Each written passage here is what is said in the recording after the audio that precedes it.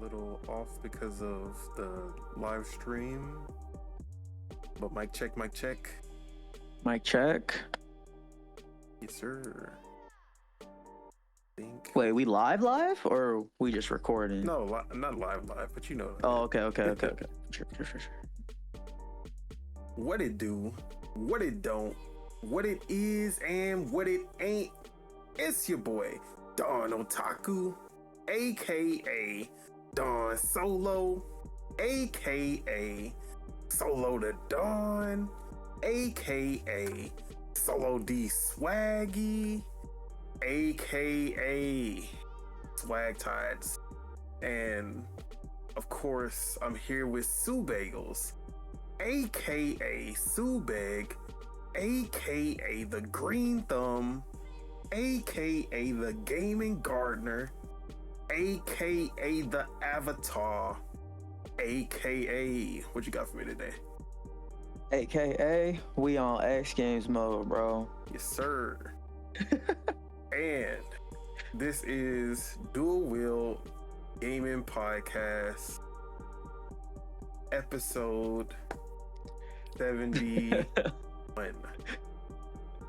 And another day, another great game to talk about, because we gonna have a big focus on one game that is releasing today. Not today as in like when we recording this, but today for everyone listening.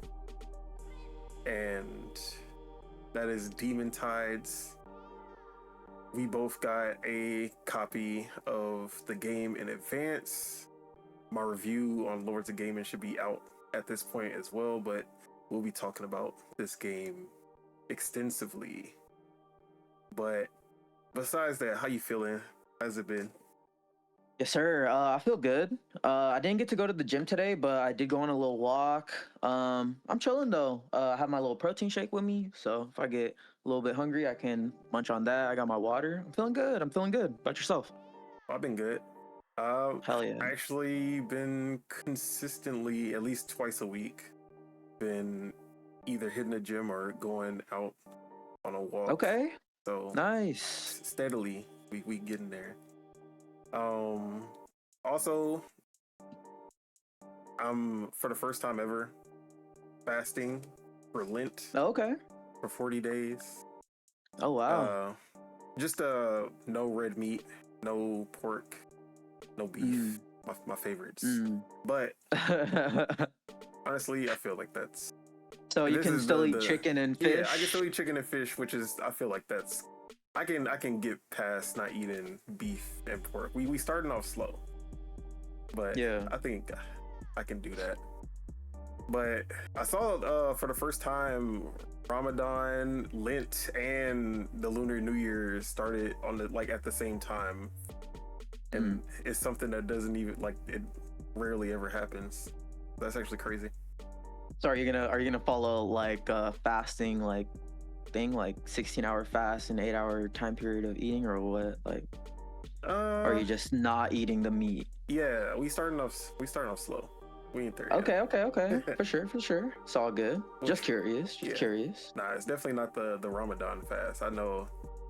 No, the Ramadan fast is even harder than that. It's even harder than a water fast. It's I don't know too much about it. I know it's you pretty much have an hour window of eating, and you can't eat outside of that, and you can't drink outside of that either. So no water either. Yeah, shout out to Mahmood. He going through that.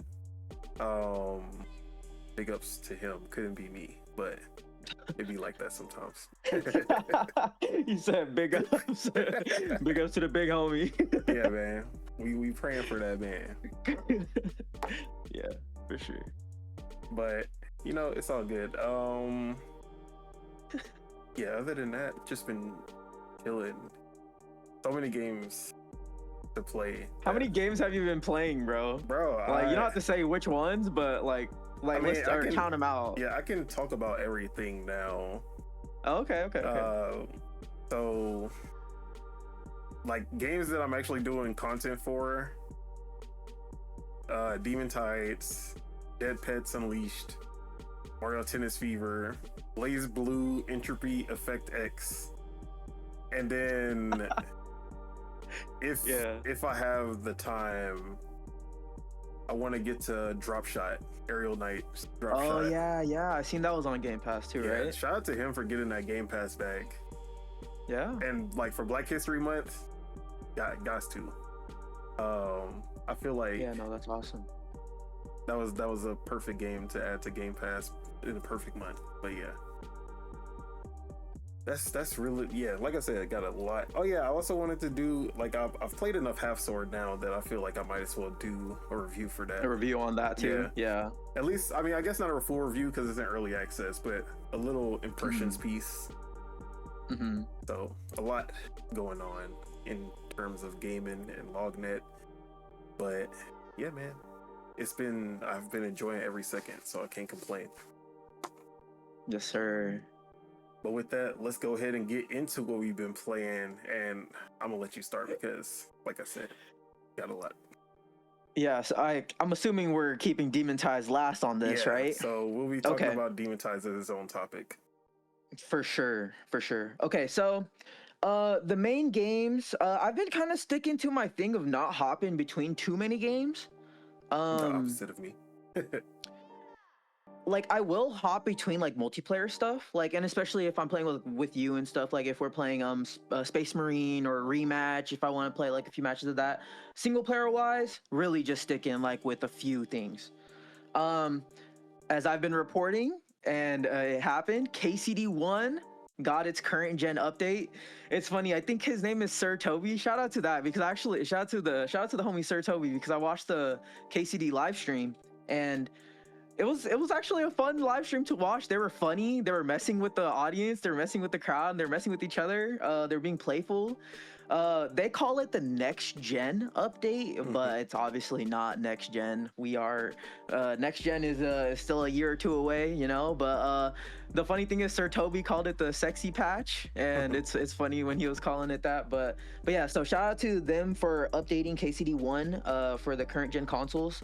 Not Switch 2 yet, but that's the next Series X and S. That's this guy. Series X and S and the PS5 and the PS5 Pro all got updates for KCD1, and it's free. So if you have the game already, you can download it. If you have Game Pass, you can play it on Game Pass on the PC and the Xbox. But the thing that sucks is there's no cross save for the PC version. So like if you play it on the PC, it's gonna be a completely different save with the Xbox version. But I'm playing it on the Series X, and it looks great. I have no complaints so far. It looks beautiful. It's as is they advertised in that live stream. It's the PC's ultra settings. And I've played KCD1 on PC, and I've played it at ultra, so I've seen it. So it is the and it is the ultra settings, and it looks great. And it runs smooth, so I really have no complaints. And as far as the gameplay, I'm starting to get into it. I'm still in the beginning section. I'm trying to like actually exploit it and like learn the game before I get out of this tutorial section. Like I'm trying to like pick as many locks as I can, get my lock picking skill up. I'm picking all the little herbs in the fucking starting area and stuff. So I'm like trying to like level myself up and yeah, I'm trying to get like a bigger inventory, because I've actually learned that through YouTube guides and stuff, that there's 3 different types of chests in the game, right? There's like a chest, there's like chests that NPCs can interact with, and if you put shit in those chests, NPCs will take your shit, and like they'll either sell it or they'll like, and if they sell it, they'll literally put the gold that they sold in that chest back in there. So if you put shit in there in the NPC's chest, and like you go back and like you can literally like just get their gold, like if you like kind of trick the system. But there's like common chests like that. Then there's secondary chests where like NPCs won't like touch, but they're not shared, right? So it's like no NPCs will touch it, all the stuff in the chest will be safe, but it's like it's not shared between chests. And then there's a third type of chest which are in like inns and stuff, which are shared chests. And that's those are you have to like pay for the inn and stuff. So I'm like learning the game, and it's great, man. This is a very immersive RPG, and I'm very impressed with it. And the fact that it's like 8 years old, Like it doesn't even like it does feel a little bit dated, of course, but like me like learning the systems and like learning the intricacies of it and like all that, like it's a great feeling and it's very immersive. And I'm having such a blast with it, honestly. But yeah, that's KCD1. You gonna check it out? You gonna start it again or nah? I just don't like medieval fantasy. I can. But it's not fantasy though. No, it's what realistic. I'm saying is that medieval fantasy I can stomach. It's real. It's immersive. I do not like medieval games at all, or like medieval genre in general. Like I don't like medieval shows. I don't like I just do not care for that genre, and I find everything boring. Like I don't even like Game of Thrones like that. Hear me out. What if you like when you play it, or let's just say you play KCD2, maybe you try to treat it like a survival game instead of like a RPG. You know what I'm trying to say? But maybe then it might click for you. I could just play Medieval Dynasty, which was God. Anyway, so medieval game that I actually liked. So KCD1 is great. I'm having a great time with it. It's one of those games where it's like it didn't click with me when I first like tried it out, but like, you know, the more I'm giving it a chance, the more it's like resonating with me. And like if I like, you know, put my phone away and like stash it somewhere and like really sit down, put some headphones on and like immerse myself, like it's a great feeling. And yeah, man, it's that joy that I'm feeling in games again, you know what I'm saying? But yeah, that instead of that game, the only other game is Demon Tides, honestly. But if you want to talk about your games first. Yes. So I'm playing the trailer for the next gen update right now. Oh yeah. The sexy patch? Yeah.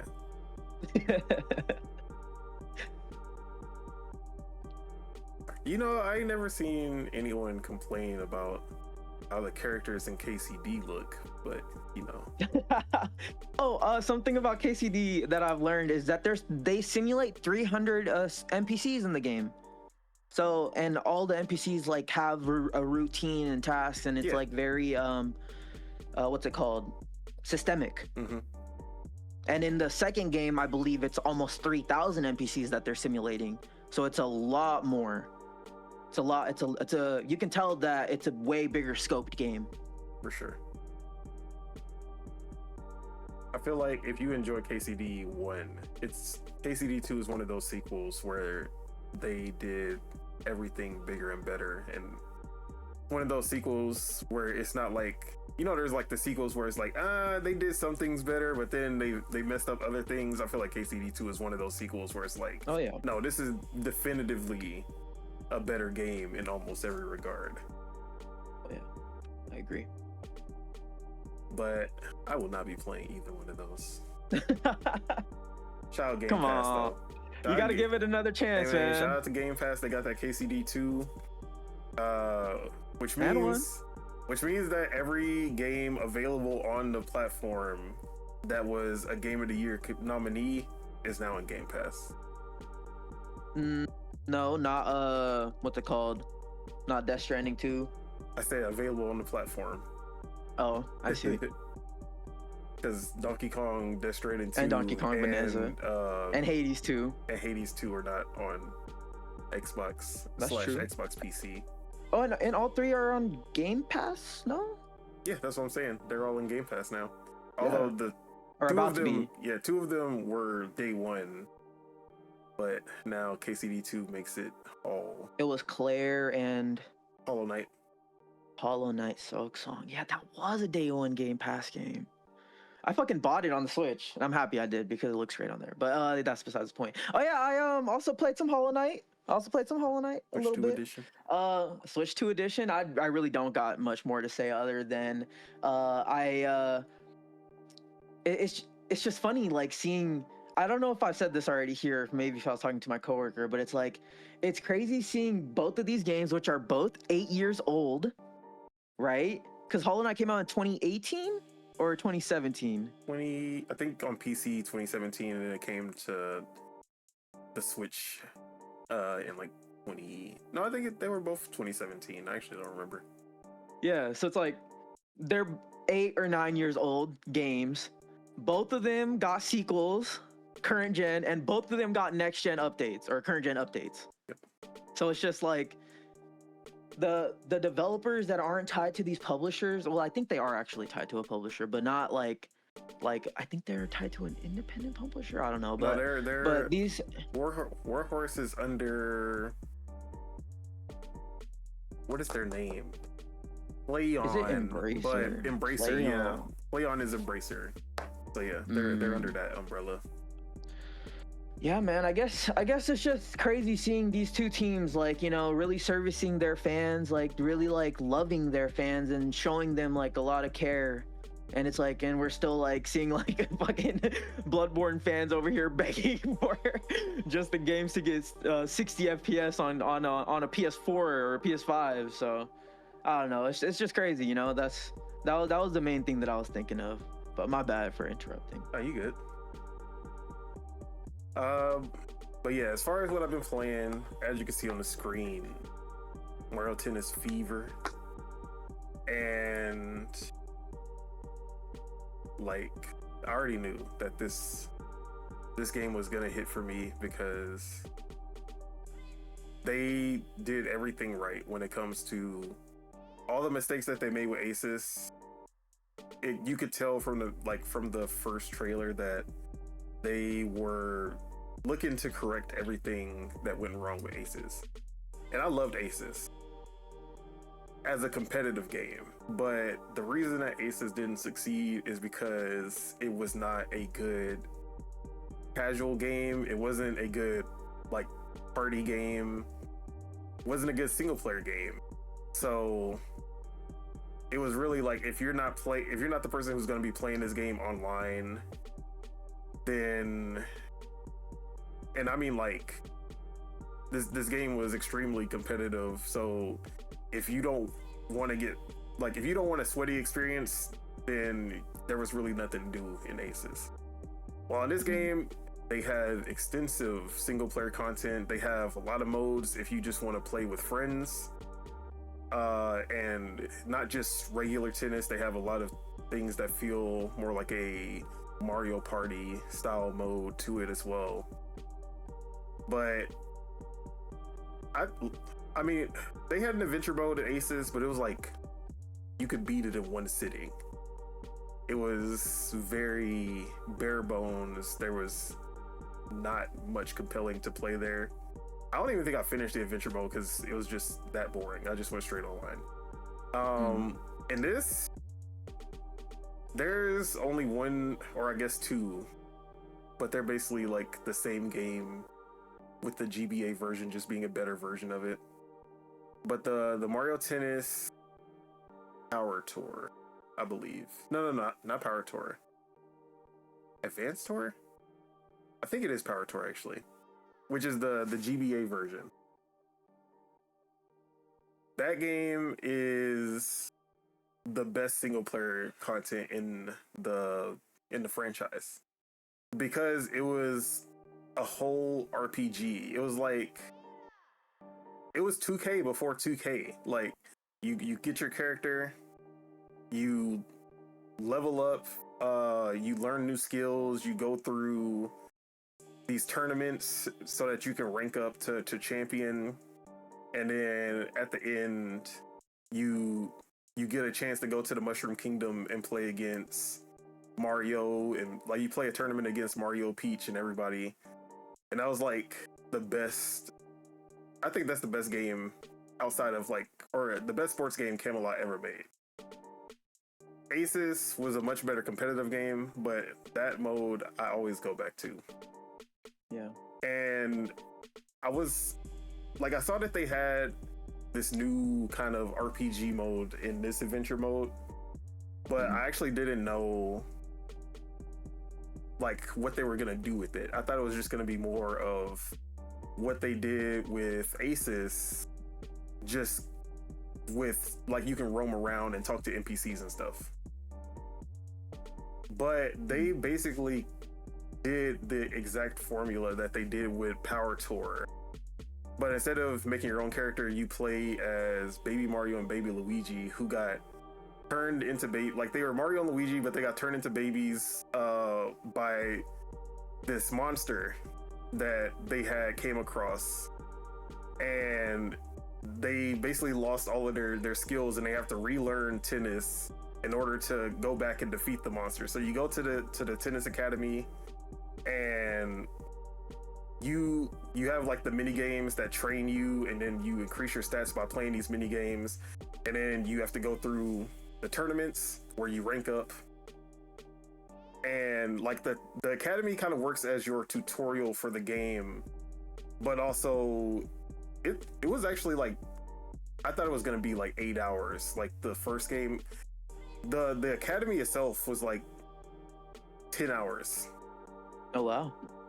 But then they had the whole adventure mode after that, where now that you've gotten your tennis skills back from the academy, you have to go on the adventure to get your powers back by like fighting bosses.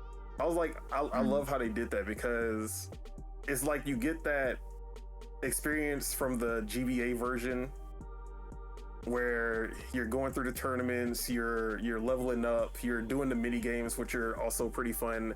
I don't think they're as good as the ones from the GBA, but they're all unique. There's a few of them. There's like 8. No, it was more than 8 actually. I think it was like 12 different mini games. And they all have different, like all have 3 levels that you have to complete. Like do it at least level 1 is mandatory, but doing level 2 and 3 is optional, but they do give you increased stats. So it's better if you just do all 3 levels. But there's also like NPCs that you can just have matches with to level up. There's like quizzes that they'll give you based on tennis, so you like actually know how to play the game, like what shots are better against which other shots, like what shots to return when they're doing a top spin, like which shots should you return with, things like that. So I was actually surprised with how extensive they made the academy mode. And then on top of that, they added a whole nother mode where the adventure mode is more like Aces, where you are going up against the bosses, but there are like puzzle elements to it too. So there was this cave that I had to go through, and it was kind of like a Super Mario RPG style puzzles, where I had to go through like this maze and figure out how to get to the different enemies, where then I had to play tennis matches to like clear the path so I can keep going forward.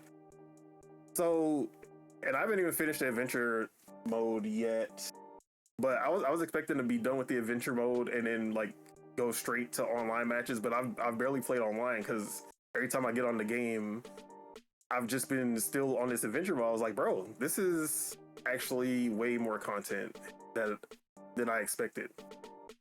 Okay. And by playing the adventure mode, you unlock new rackets, new stages, new characters.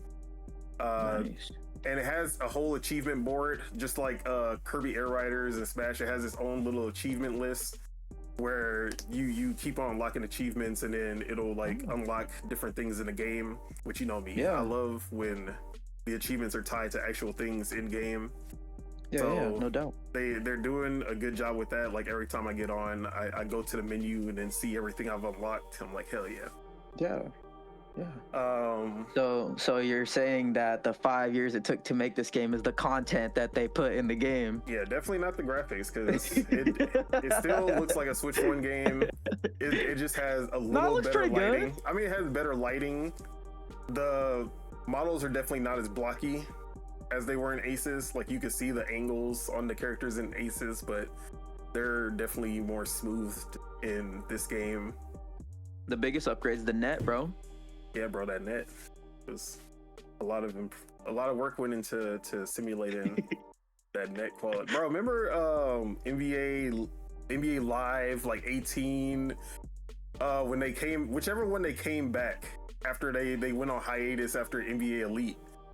And then they were putting so much emphasis on the net quality. They were like, look at the net, bro. I think it was 16. I think it was 16. And then that was like their weapon against 2K. Look at how the net reacts to the ball. I'm like, bro. Yeah. Nobody cares about the damn net. Not even gonna. Bro, the craziest thing about both 2K and even NBA Live, like I'm looking at it right now, bro. These games look better than the games that we're getting now, bro. Like not even gonna lie. I'm not gonna hold you. 2K14, when we got that next gen version of 2K14, that is like we never got anything that looked as good as that. I know, bro. I know. Like the 2K21 first next gen upgrade, it's like the first next gen upgrade is always like, yo, this is crazy. Because I remember the 2K21 Series X and PS5 versions were actually pretty crazy with the ray trace reflections on the court and everything. But then 2K22 looked worse. 2K23 looked worse. 2K24, I'm like, bro, what happened? Y'all had it here. I know, bro. I don't understand how sports games work. I know. But yeah, visually, like I do think the lighting is a lot better than Aces. I feel like that is the best improvement. Because Aces just looks flat and bland at times. Okay. But I feel like they're maybe using HDR. I actually don't know if they are or not, but it does feel a lot more vibrant than Aces did. Well, you can force HDR on the Switch for everything. Yeah. So. But gameplay wise, this game also shines. Although there's one mechanic from Aces that I'm sad that they don't have, but everything else is an improvement. And the fever rackets are actually a game changer. They're a lot of fun. There are 30 different rackets to choose from. I have literally only tried like 4 of them because Bro, you're convincing me to buy this game, aren't you? one you have to unlock them all. So you don't start with all the rackets. You don't start with all the characters. You don't even start with all the courts. But they give you like 10 of them, and I started with the which racket did I start? I think I started using the lightning one first. No. There was this. Okay. So the one I started with was called the amp racket. And this is the one I've been using online just to start. The amp racket is like a tactical trap. Oh my God, why am I zooming in? Back up on me. Back up on me. Camera, stop playing with me. All right, I gotta do it manually. But the amp racket is like this tactical trap racket where when you do your fever shot, it gives you like I think like 6 different charges, and they'll drop those like lightning angry ball. I don't even know what they're called. I think they're called, god damn it. Every time I do the hand gesture, it's Windows, bro. No, I'm just kidding. But it drops the I think they're called amp chomps or something like that. I don't know. But it drops one of those on the court. And then you hit the ball to the other side again, and it drops another one of them, and then it puts a whole like chain of lightning. And then you put the third one down, and it creates a triangle that kind of basically cuts off that area. And then I just zoomed in again because I keep doing hand gestures. So you can basically cut off a whole section of the court where they can't get to you anymore. Or like you can basically cut off a section of the court and use that to your advantage, where every time you hit it over there, they get electrocuted. They can't return the ball. Mm-hmm. And it stays there for a while. So you like the opponent has to kind of either sacrifice himself and get in the middle of it, so that, but then they're like trapped in there. It turns into a whole mind game. Like I just keep hitting it back into that corner, and they can't really do anything about it.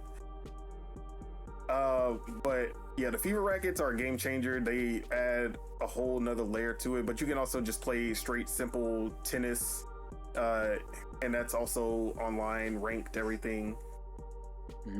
But the rank system kind of works a lot like Smash Bros, where it has like, it shows you like how many people you are in front of,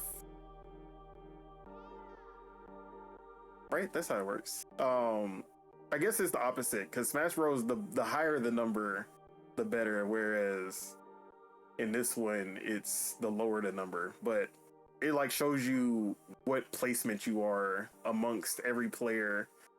Like, oh, you're ranked 15,000 out of everybody in doubles or singles, whatever you're playing. So I basically have doubles and singles, simple mode with no extra power-ups, and then there's doubles and singles fever mode with the fever rackets. But like I said, I've been enjoying this game a lot. Although because of Demon Tides and the embargo, I haven't been playing as much. But it's been like my pick up and play game when I'm working. I can just pick up my Switch, play the adventure mode for a little bit, and then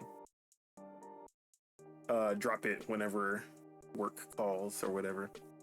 So yeah, this game is probably gonna end up being like the best Mario sports game we've gotten in the last decade or so. It's been hitting everything for me. So Mario Tennis Fever, that's a highly recommended for me. Oh yeah. I just seen at Costco they are selling the game for $62.99. So maybe 10%. I'll go get it. But yeah, what else we been on? I still haven't bought a full price game yet. Not a day one game bought so far. I've stuck to my word, bro. We gonna see. Which game gonna break you? Crimson Desert. Oh, okay. Well, that's what I want. Unless I go to Costco today and cop that Mario. but yeah. As you saw when you came in, we were about to play High Guard, and then I was on Half Sword. So Half Sword still going strong. I made it to Commoner rank.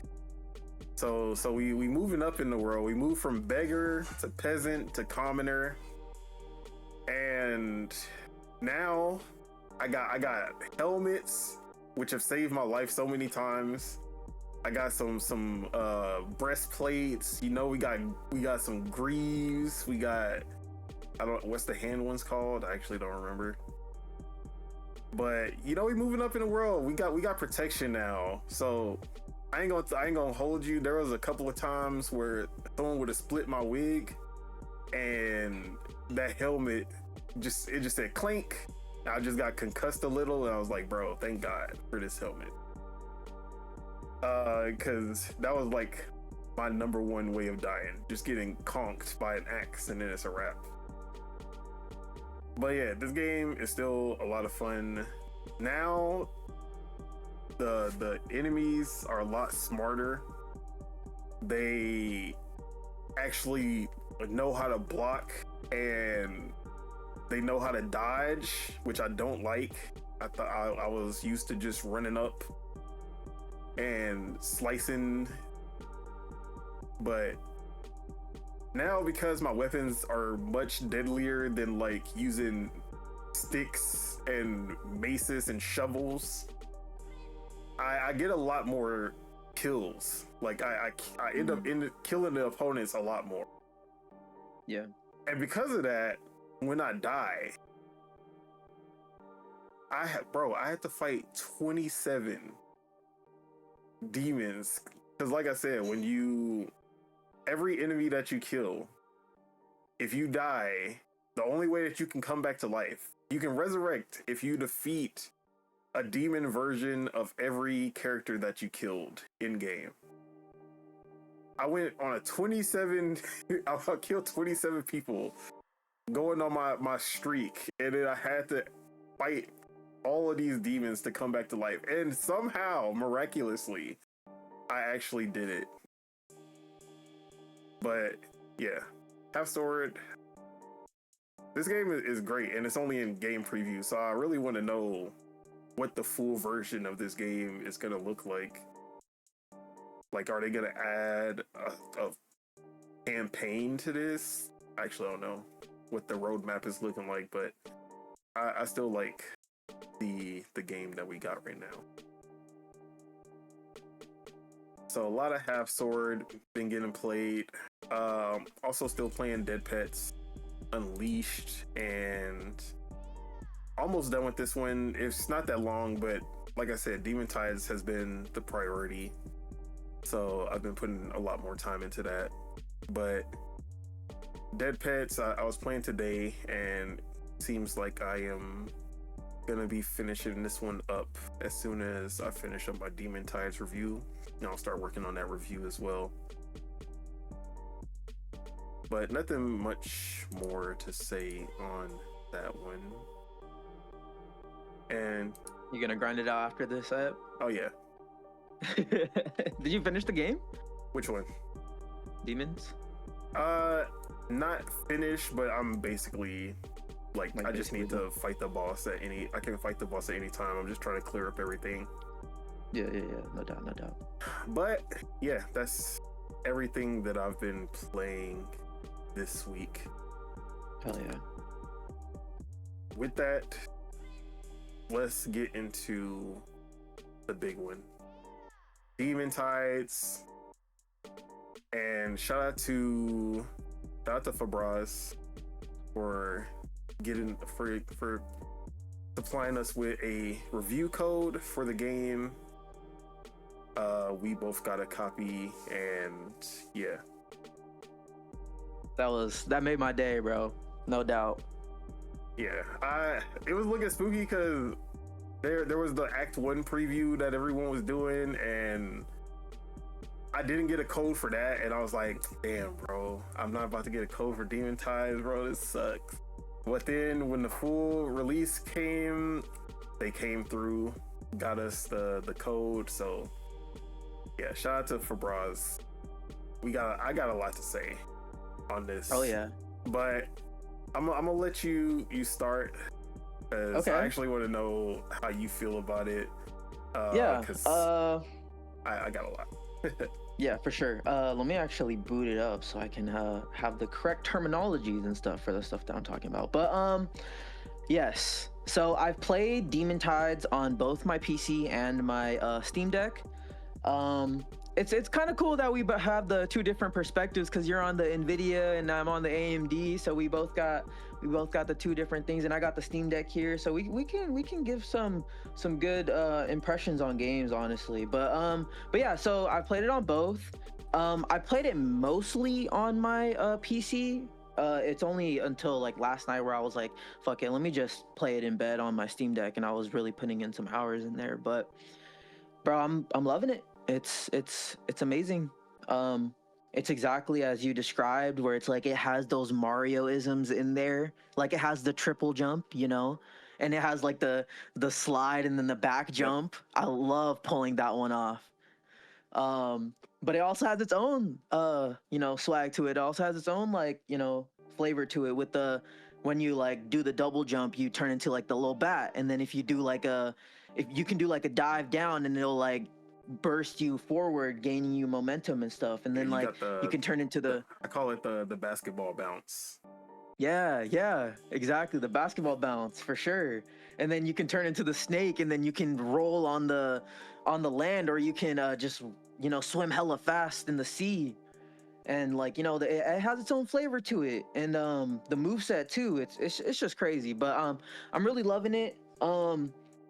I'm starting to really figure out like the moveset when playing as Beebs. The thing that I'm starting to learn is to not like always double jump, to save that.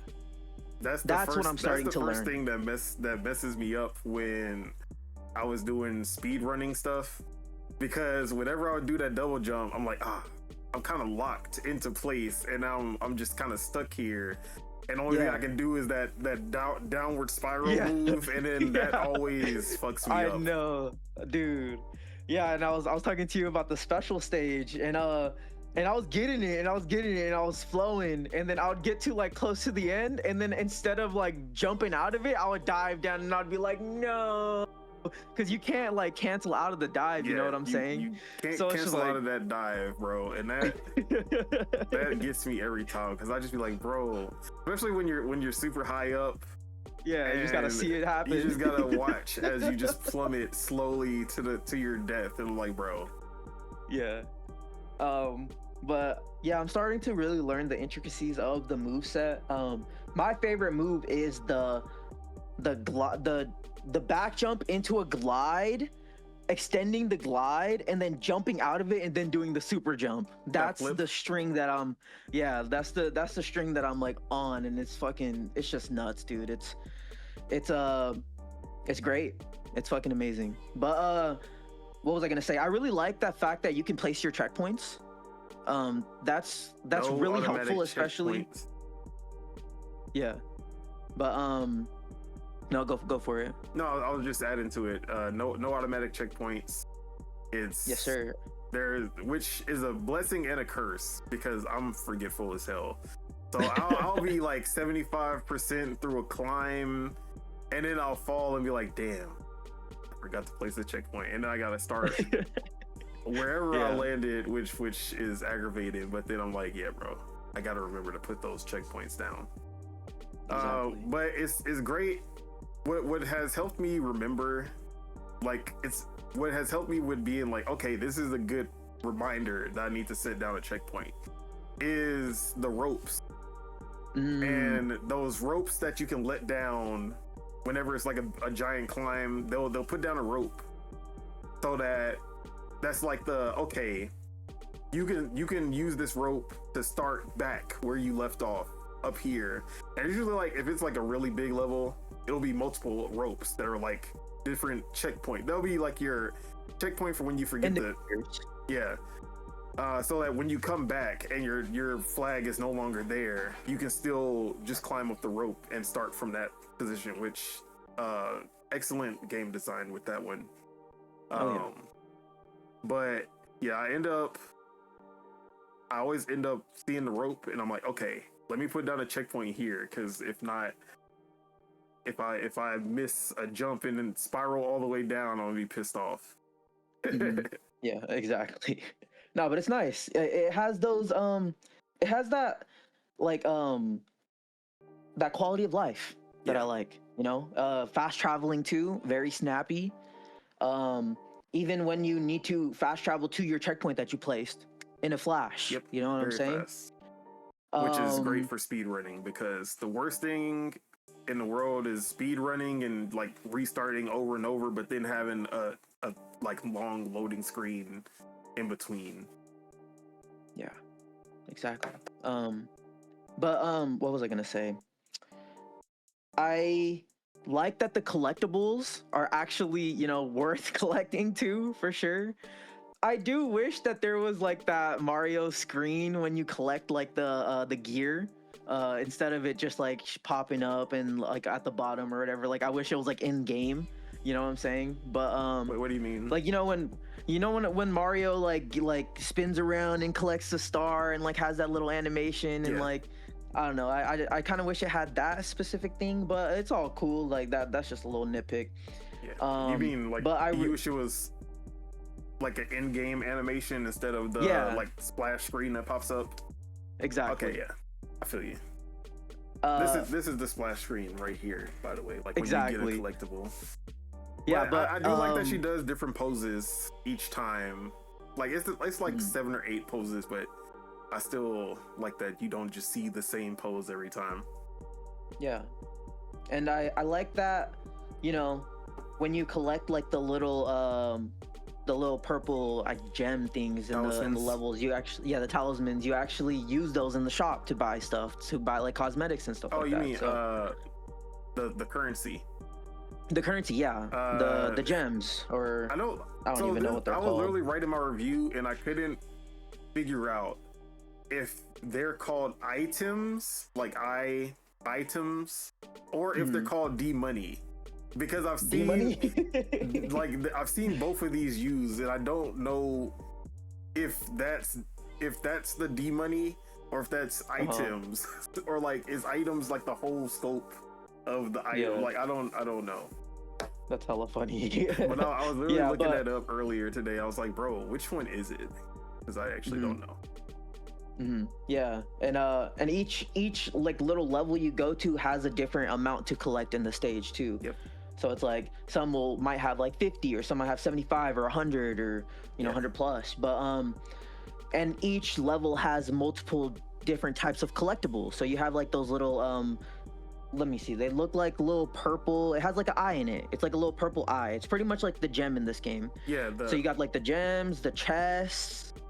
Yeah, so it's the gears, the golden gears, the D-money items, whatever you want to call it. I don't know which one it is.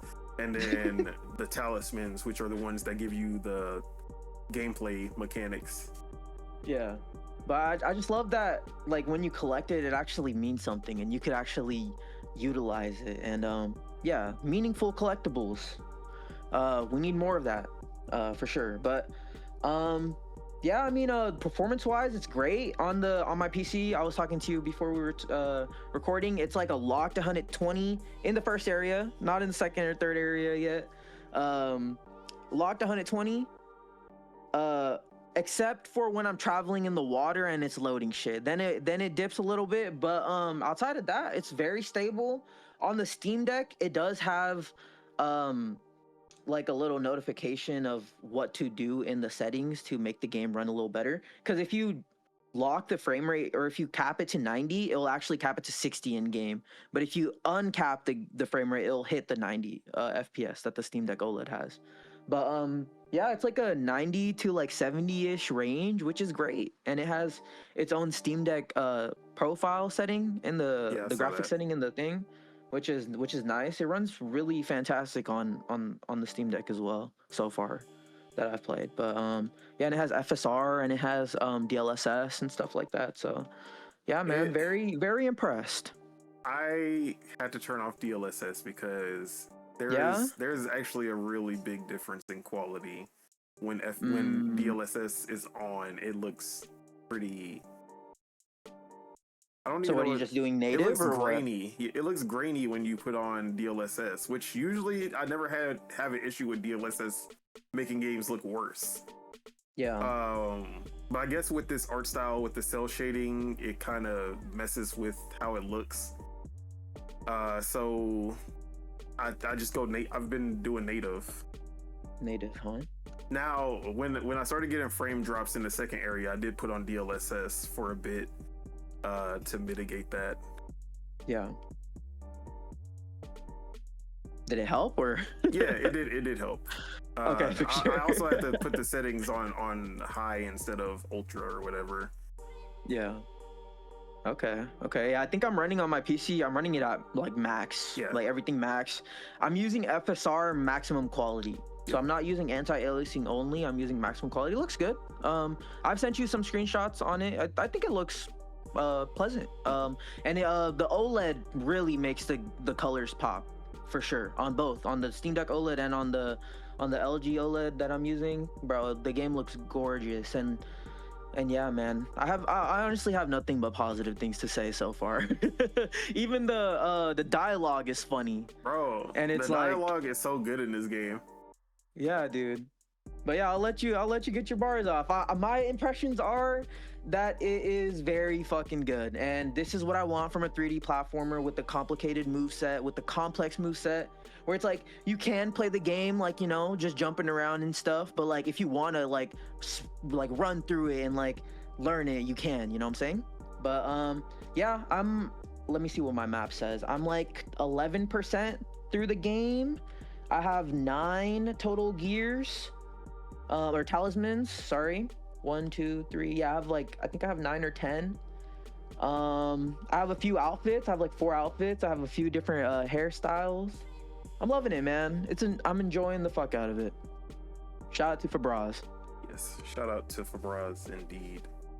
So I'm 29.9 hours into this, and that's not including the demo that I carried over from, which I had like 12 hours in. Yeah.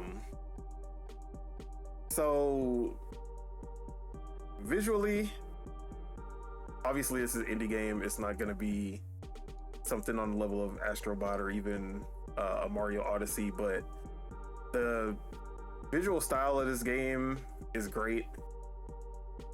It has that 2000s tropical vibe that all the 2000s games used to have, like Super Mario Sunshine and Final Fantasy X and Sonic Adventure, and it does that really well. Like I even saw like what is it, video game nostalgia or whatever, they were like talking about that, and then Fabraz was like, but we're bringing it back with Demon Tides. Hell yeah, man. So I love that aesthetic. The cell shading, I'm so glad that they got I understand Demon Turf had a really unique art style with the 2D, like the 2D characters in 3D space, kind of like a Paper Mario style, but this just looks so much better. They put so much love and care into Beebs, especially. Her character model is great. Her animations, her facial expressions, all the different costumes, hairstyles. Like, I love Beebs as a character. She's one of my favorite platforming mascots now. And this game is open world. It's literally go from level to level. You swim Wind Waker style from one island to another, and every island is like its own level basically. And then once you unlock, like once you discover the island, you can fast travel between them easily, which that's kind of like the level select. But I will say, like, as far as a nitpick would be, is that the open world isn't very like, there's nothing to do in like the ocean. Okay. As far as like when you're traverse, because you know, like an open world game, the traversing between your objectives usually has something to offer, like at least a good open world game. You want to have that, oh, what is this moment, like, oh, okay, like I've discovered something that isn't on the map, it isn't an objective, it just kind of popped up. There's nothing really like that in here, so it really is just like traveling from one level to another in an empty ocean. Now they do put, I guess, like random events that will happen in these sections, where if you're like traveling for a while, they'll pop up a golden ring, like, you know how when you're doing a race, sometimes a random, like a golden ring will pop up, and then you'll get items, the money for going through those rings. And then sometimes seagulls will just come fly alongside you, which I thought was pretty cool. I got some screenshots of that. I was like, oh, that's actually pretty cool that like they'll have stuff like that. And then sometimes they'll just have mines, sea mines just pop up out of the water, and you have to dodge them. So there's something there, but it's not that robust open world experience. It really just feels like it's a means to bypass level select, you know? But yeah, like I said, that's a very small nitpick, because I do feel like there are some things that aren't on the map that are just like visual or world building. Like there was this snake fixture artifact dragon, I don't know what it's supposed to be, and it was just there. It didn't have a level. It was just kind of there as like a, what is this? I think I've seen that. It's in the first area, right? It's in the first area. Yeah. And it's like, like you don't know what it's for, but if you talk to NPCs and stuff, there actually is an explanation for what it is, lore-wise. And actually, before I even get into the gameplay and stuff, I do want to talk about the story and the characters and the like, because that's probably the most surprising thing about this game is that I was actually invested in the story and the characters, because they actually put a lot into this, where when you think of platformers, you definitely do not think story. I guess some Sonic games have a good story, although it's a Sonic game at the end of the day, so that's probably the only good thing you'll get out of that. But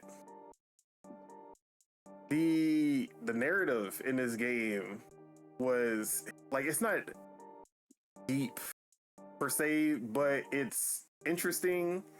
It has an anime-esque kind of plot to it, which I liked, and it just, like, I was actually invested in whenever there was a new cutscene. So basically, they really set you up. If you haven't played the first game, they kind of give you the context, because the first game is a very simple narrative to begin with. Thebes lived in Forktown in this, I guess you could call it a kingdom called the Demon Turfs. And in the Demon Turfs, the demons all had different turfs that they, like, all of the leaders ran their own turf. But there was the Demon King, who basically, like, he sat above all of them. And for whatever reason, Thebes decided that she was going to defeat the Demon King and become the new Demon Queen. And there was no context to why. She didn't know the Demon King personally, and was like, you know, the Demon King killed my parents and I'm gonna go after him. No, it was just like, she just woke up one day. Actually, in the beginning of Demon Turf, she has a dream about the Demon King, and he was talking shit to her in the dream. And then she was just like, you know what? I'm gonna go defeat the Demon King because I had a dream that pissed me off. So, like, very simple narrative in the first one. What I did not know until later in the game, I finally realized this. DK, the purple teleporting guy, the one who can create the rifts, that's the Demon King from the first game. His name is DK because he's the Demon King, and he becomes Beebs' friend, and he's not big and ominous anymore. He's shrunk down to a humanoid form. So I actually didn't know that, but I thought that was really cool. And DK, for whatever reason, this doesn't happen in the last game, because you become friends with DK at the end of the game. But in this game, he has this Gen Z speech that he's doing. He's always like, yeah, it's lit, and he's like lols and all this other nonsense speech. But they have an actual heartfelt reason for why he talks like that, and they get into it towards the I think in the second section they get into that. And there's so many moments where I'm just like, yo, why did they put so much effort into this? So it's like, one, the story is a lot darker than you would think for a game that looks like this. So she becomes the queen, and then she gets an invite.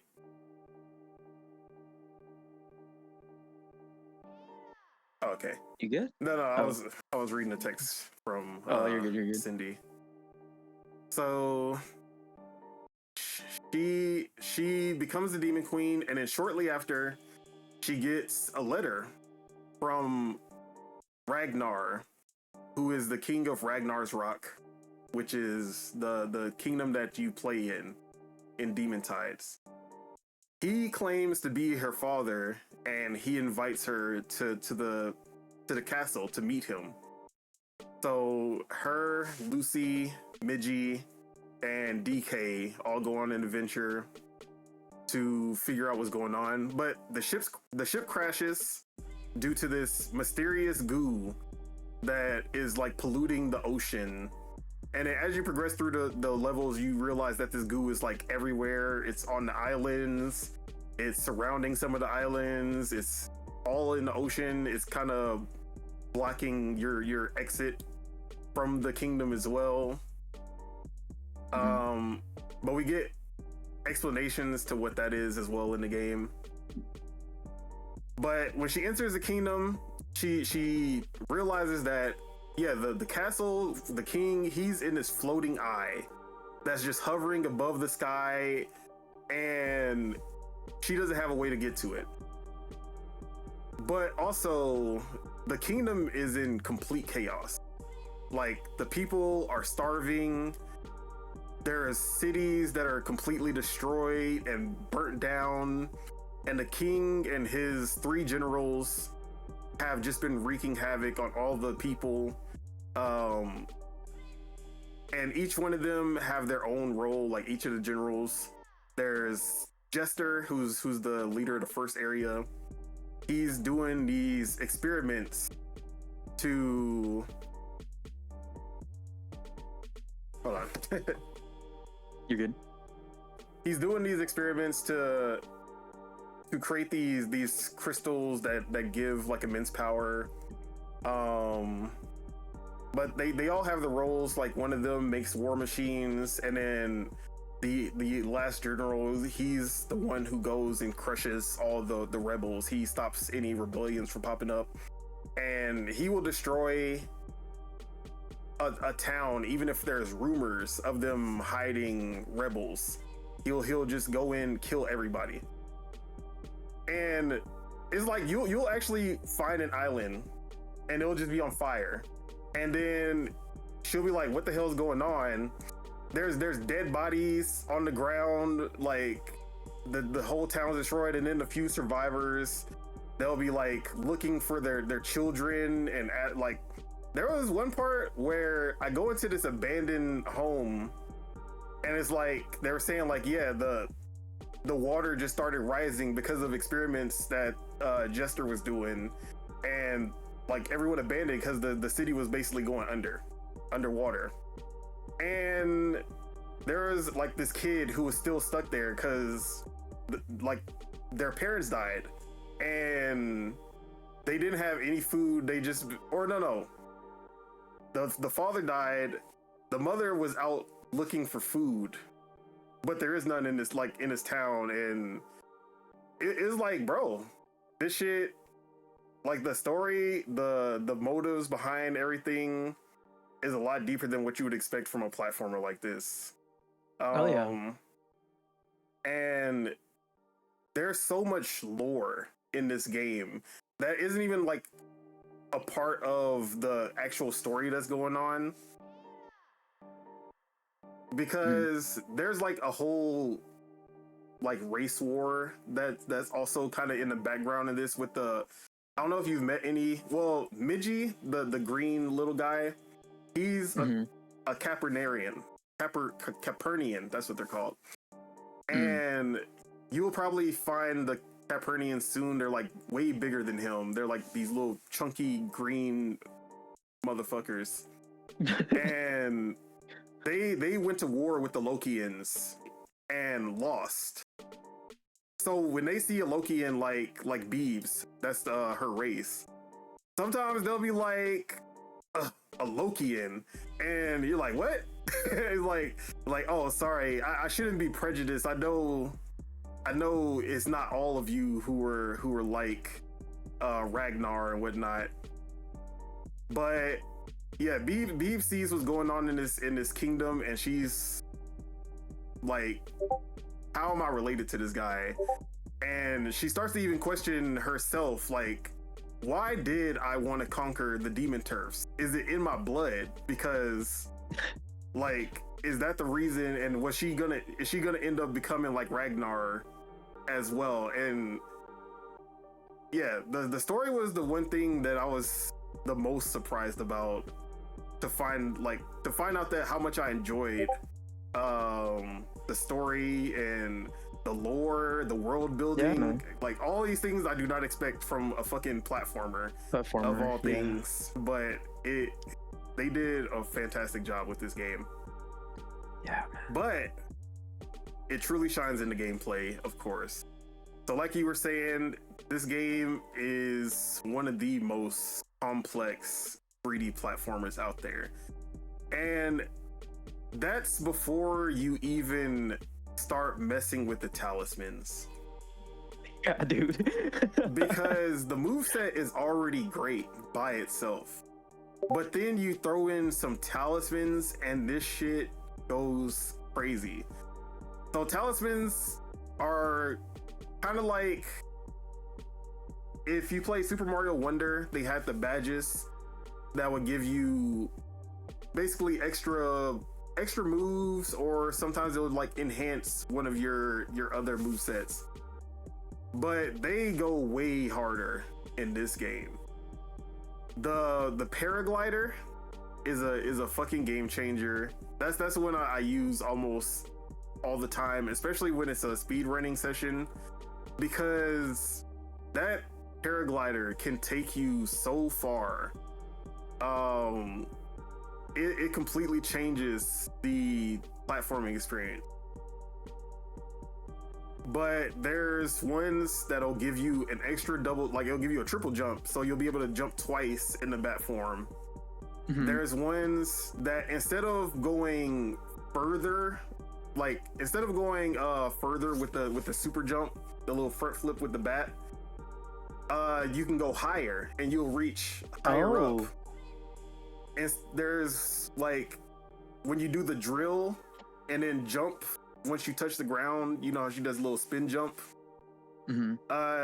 There's one that'll make you go like farther, long ways instead of higher. And I don't even know how many talismans there are in the game, because I have like at least 30 already, and I still have not unlocked them all. I think the achievements show like 60 plus. Okay. Yeah. So, and some of them are more like visual stuff. Like there's a big head mode. There's a like pixel art mode where it turns the entire game into like a pixel art. There's the mode that turns Beebs back into her 2D form, like the first game. But there are talismans that, especially if you're doing the speed running stuff, is essential. Like the bubble, that you can basically create a new platform to jump off of.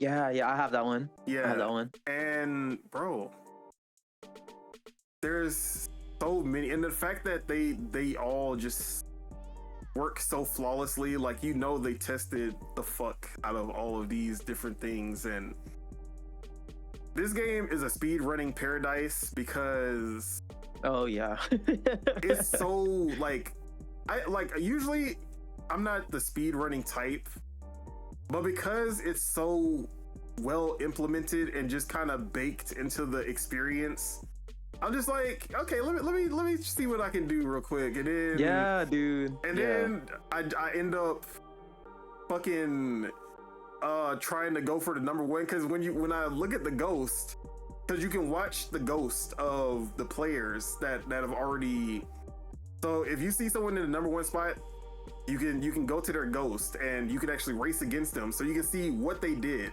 and also shows what talismans they have, because that is also a, like, there's this guy who's at the top of the leaderboard for almost everything.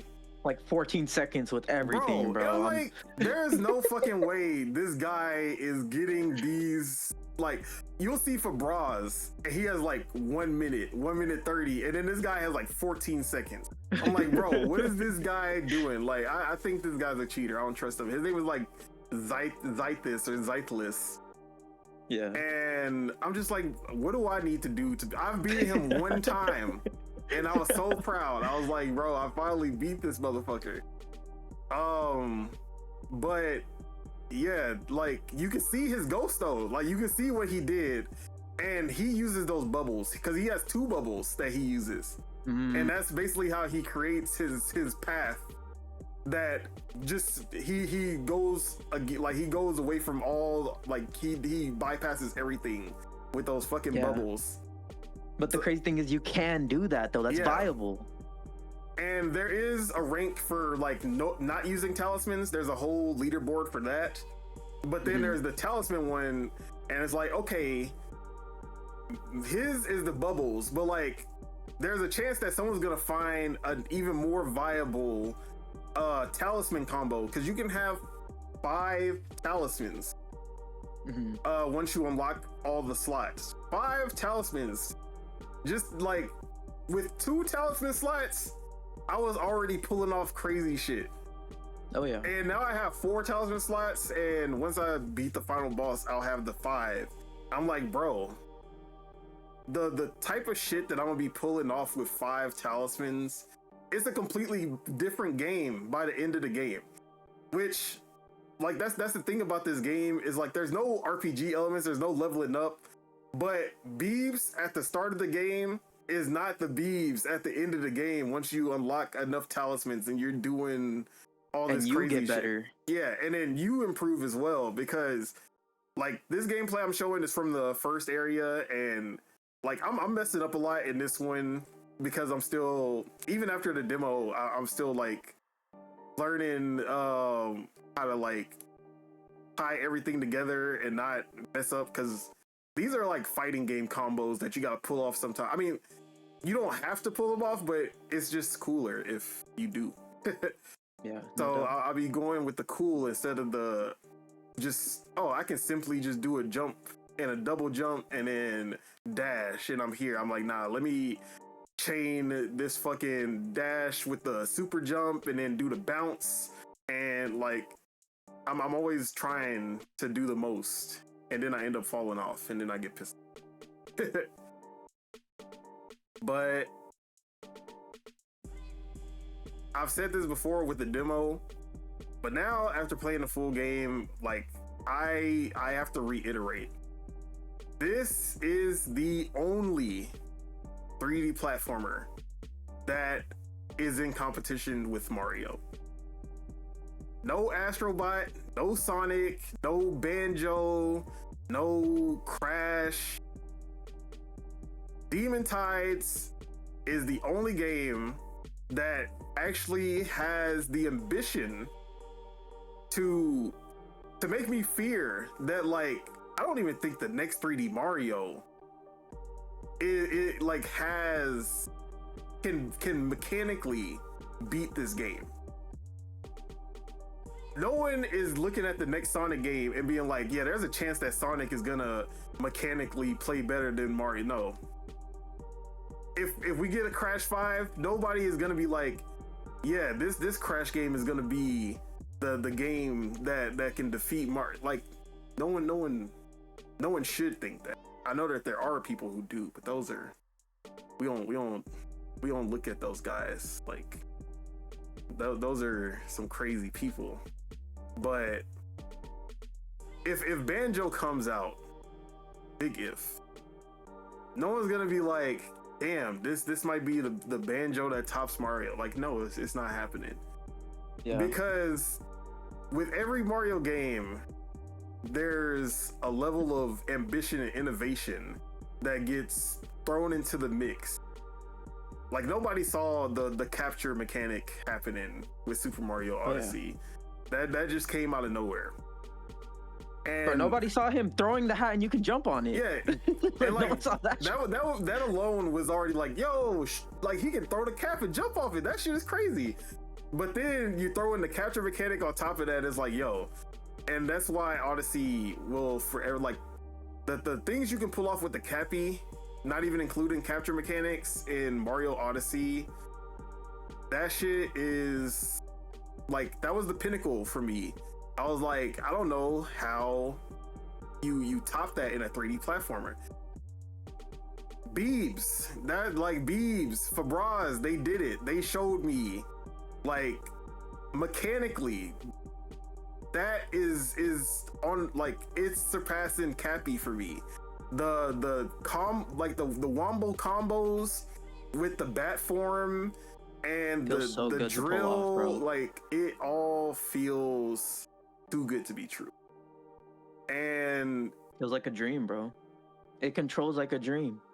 And like the only thing that would stop this game from reaching the popularity heights with like a Astrobot or a Mario Odyssey with people is just it's indie. It's not that AAA polish that, because no one really plays AAA, or no one plays indie platformers. But like you throw in that AAA element, and then everyone's like, "Oh, I love platformers."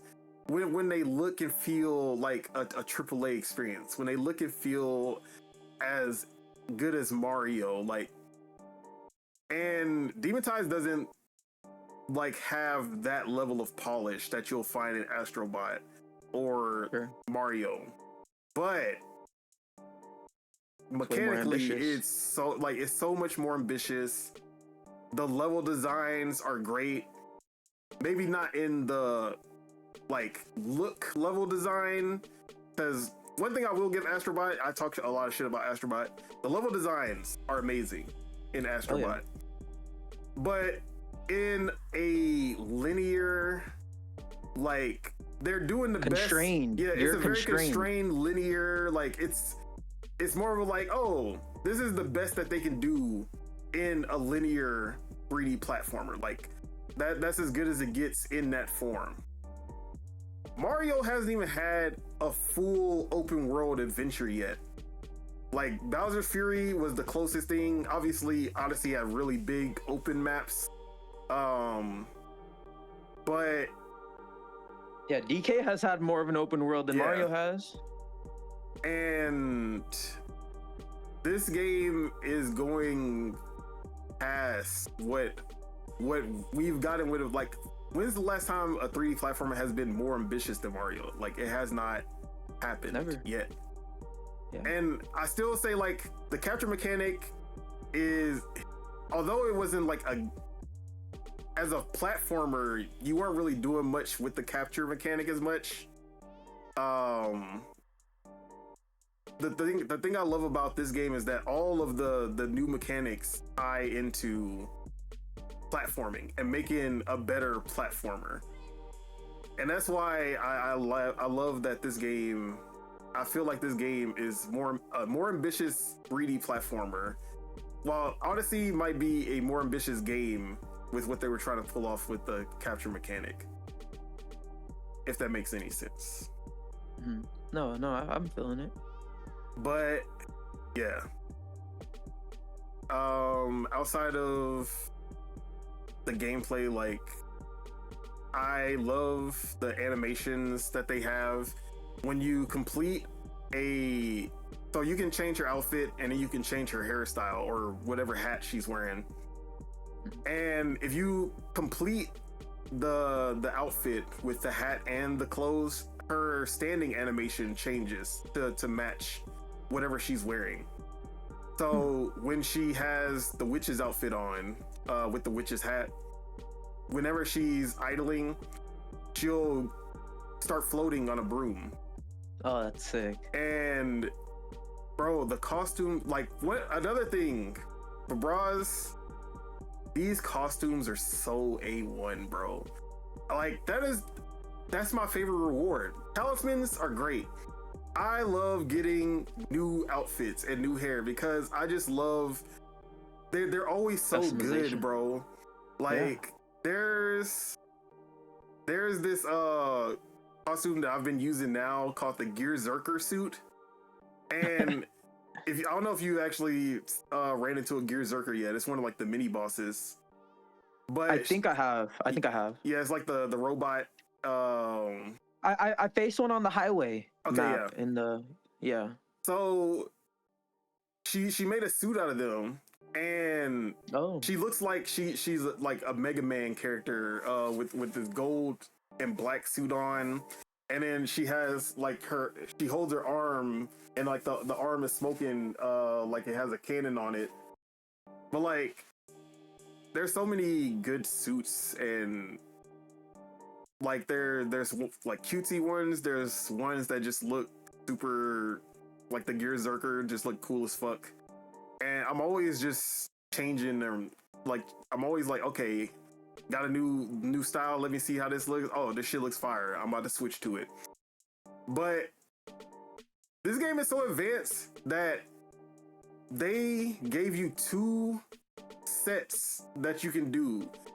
So if you press left on the D-pad, you can switch to another talisman set, and you can also have your clothes change with it. So I always have like 2 different styles that I'm rocking. And then even when I don't need the talismans, I just be like, okay, I want to rock this set in this cutscene, so let me switch to this one real quick. But the fact that you can switch the talisman set at any time, and I was testing this in a speedrunning challenge. You can technically have 10 different talismans if you are adept enough to switch at the right time. That's insane. So like I'll be mid-air and I won't have my double jump, and I'll switch the talisman, double jump, switch back to the other insane. set, and I didn't even think of that. I'll chain my paraglider. Yeah. And I'm like, bro, the fact that you could do like I already know the speed running scene in this game is gonna be fucking insane. Oh, no doubt, bro. It's gonna be insane. And the fact that Bubsy 4D has like the same level of mechanics, like it's not the open world, it's not as ambitious as this game, but it has like the same mechanic base with the speed running, with the talismans. I forgot what they're called in Bubsy. But like both of these games are coming out in the same year. Yeah, months apart. Not even like a few, like literally like 2 or 3 months. Bro, like this man for bras in 1 year has surpassed Sonic Team, Activision. Who else is there out Microsoft, there? Xbox, fucking Asobi. Yeah, Asobi, Media Molecule. I don't know, they haven't done a 3D platformer yet. They should have. Should have capitalized and made that LBP 3D. That's what LBP 3 should have been. LBP 3D. They fucked up. But even what's it called? The Split Fiction guys in their depth of mechanics.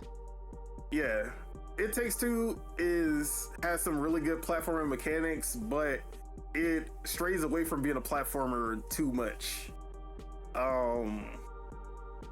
This is the greatest 3D platformer purely on a mechanical level. Bro, this is indie Mario Odyssey, bro. Bro, this is beyond Mario. This is what the next Mario is trying to be. This is like, we got the taste. We got the little taste with Bowser's Fury. So we know that they're trying to get to that fully open world, kind of go from one challenge to another. But this one does it. And it does it in the best way possible. Like, I cannot praise this game enough. And if you want to hear me praise this game even more, read my review on lordsofgaming.net. Spoilers, the score is a 9.5 out of 10. And that 0.5 is literally just polish. Like, so other nitpicks that I forgot to bring up. The camera can be like, and it's not even all the time. It's definitely not like, this is not N64 PS1 era camera problems. This is just like, because Mario and these other games have perfected the camera so much. This game has minor camera issues sometimes, and it's usually when you get into like you go into buildings and the camera just kind of switches into a locked position, and it does, like, it's jarring sometimes when it happens. Oh yeah. Mm-hmm. But also in cutscenes, the camera will like get stuck, and it'll be like under the ground while you're talking to somebody. Like it'll be clipping into the ground, or it'll be like above the character's head. So like nitpicks like that was the only thing keeping this game from being a 10 out of 10. And then like the performance issues in the second part of the game, because the first part, flawless, never had any performance issues, never had a dip. And then I got to the second area with the snow, and then that shit just started tanking. And I was like, bro, and I mean like 30s, 20s tanking. Oh no. Like 120 going all the way to the 20s. That's all I'm like, okay, this game is not, this game doesn't warrant that level of dip, like visually. So I gave 0.5 off for that. But mechanically, the story and characters, like the most interesting story and characters I've ever experienced in a pure 3D platformer. Mm-hmm. Bro, I said in 2025 when I played the demo, I was like, when this game comes out, it's gonna be my game of the year. Guess what, guys? The game came out. It's my game of the year. I don't care what bro. The fact that if I'm like, I don't even think if the 3D Mario game that's rumored comes out, I still don't think it's gonna be able to top this. That's how crazy this game is. I've never said that about a 3D Mario game. When a 3D Mario game drops, I'm like, this is gonna be the best 3D platformer that has ever dropped. Automatically, because it's Mario. They've done it every time. And now I'm like, Mario gotta fight for their life. Like, the 3D Mario team has to fight for their life. They've never had to fight for their life. So, and y'all know me, Nintendo. I'm the Nintendo fanboy. Y'all know me, like I'm the fanboy. Everything Nintendo does is amazing. I'm telling you right now, for bras, I want y'all to put, like, when we talk about the GOAT indies out there, y'all better start putting for bras on that motherfucking list right now. Supergiant. Yeah, I'm forgetting the Hollow Knight team. Team Cherry. Fucking who else is on this list? Supergiant, Team Cherry. Damn, I'll put what's it called? The Windblown guys on there for sure. Twin Motion. Motion Twin. And then I'll put the Twin. Hades guys on there for sure. Supergiant. Who else we got? Well, I'm not gonna consider it. They're a little too AA. I was gonna say Game Freak. No, I'm just kidding. I was gonna say the Split Fiction team, but they're a little too AA, and they got the EA backing and everything. They're not indie. But when you think of the great Ed McGilligan, with what's the team? Talking about the Mugenetics guy or whatever. Yeah, Mugenics and Binding of Isaac. Battle Blocks people, I forgot their name. Battle Blocks Theater and Castle Crashers. They're also really good. But yeah, put for bras on that list, motherfucker. Like, facts. Because people slept on their other games. Like Demon Turf was excellent, but like it was a tried and true. Like it was like, okay, I've played this before. This is just an indie take on a 3D platformer I've already played. But one game, because if I remember correctly, Demon Turf was their first 3D platformer. They did Slime Son, that was a 2D platformer. They worked on some other games that weren't even platformers. They published some games also. And it took them one game. They said, all right, Demon Turf, that was the test. From now on, we only doing the best from here. We only coming for that number one spot. Yeah. It took fucking Sonic 20 games. Couldn't touch Mario's feet, except for Adventure 2. That he scraped Mario's boot for the first time, and then then it was downhill from there. Crash, 4 games, not even touching the boot. A Hat in Time, another great indie. That's all, like that's on Demon Turf level. It's a great tried and true platformer that does a formula we've already seen. This is the 3D platformer that's actually pushing the genre forward. And that's why Fabraz is the GOAT. Don't ever sleep on Fabraz again. From here on out. And then, bro, I want this game to be so successful. Because I want to know with the next, like, Demon Blank with a higher budget. What is that gonna look? I want this game to surpass Astrobot in sales. And I want to see what Fabraz can do when they have a crazy budget. When they and I mean not a crazy budget, but like double the budget of this game. What the fuck are they gonna do then? What if Microsoft slides in and tells them Banjo? That's the only time I'll be, just like when I saw that Bubsy 4D, I was like, who the fuck asked for a Bubsy game? There is no way in hell I'm gonna be excited about Bubsy. And then I saw the gameplay and I was like, hold on, this should look like Demon Ties. Hold on, he moving like this? And then I saw Fabraz, I was like, oh, like Bubsy 3D, historically one of the worst 3D platformers of all time. And now I'm excited about Bubsy 4D because of one developer. Put Fabraz on the Sonic team. Like, no, don't put Fabraz on the Sonic team. Get rid of Sonic. Give the Sonic IP. Get rid of Sonic. Give him the IP. Yeah, just get rid of Sonic Team. Actually, turn them into Sonic Racing Team, because obviously that's the only thing they got. and then give Sonic to Fabraz. You will see the sauciest, like, best gameplay in a Sonic game you'll ever have in your life. Because this game has that sense of speed like Sonic. When you go into the... No, absolutely. And, like, you can use that snake form for just blasting off across the map. Ah, man. Give every dead 3D platformer like franchise. After Bubsy 4D comes out and becomes significantly the best Bubsy game ever made, and probably a top 10 3D platformer that's not Mario, give every 3D platformer franchise to that guy. Pac-Man World 3 for Braz. Planoa for Braz.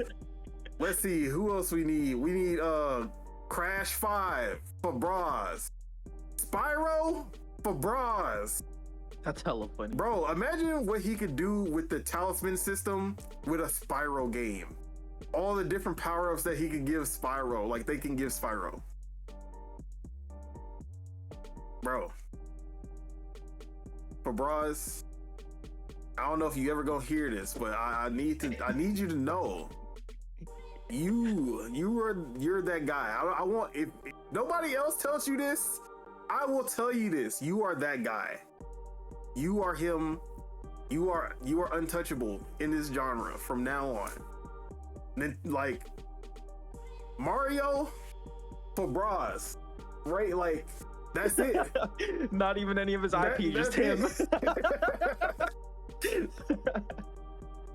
But that is my review, because that's basically my review of the game in video form now. I'm gonna have to clip this whole section and just put it as a video. I do have some little ending points that I want to just bring up that I don't think I brought up. You were talking about the costumes being like really nice, and I love how the costumes accentuate like her facial expressions too, and like when she's collecting stuff or in the cutscenes and stuff like that. Like it's very emotive, and I love that, and her facial expressions really make me like laugh sometimes.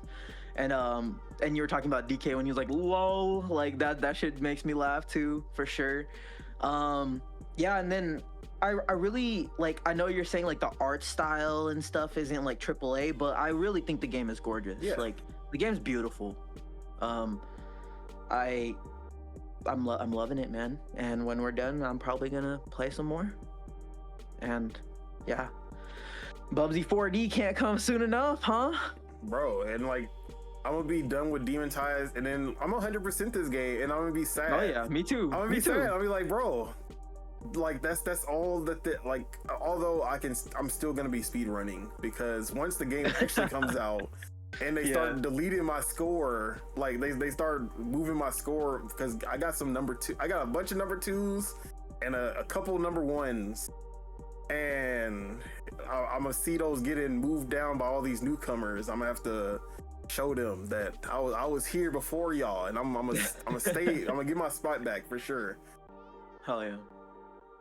So I'm gonna probably still be doing a lot of speed running, and yeah, this game. And then if there's DLC like Demon Turf had a shit ton of expansions and like expandalones.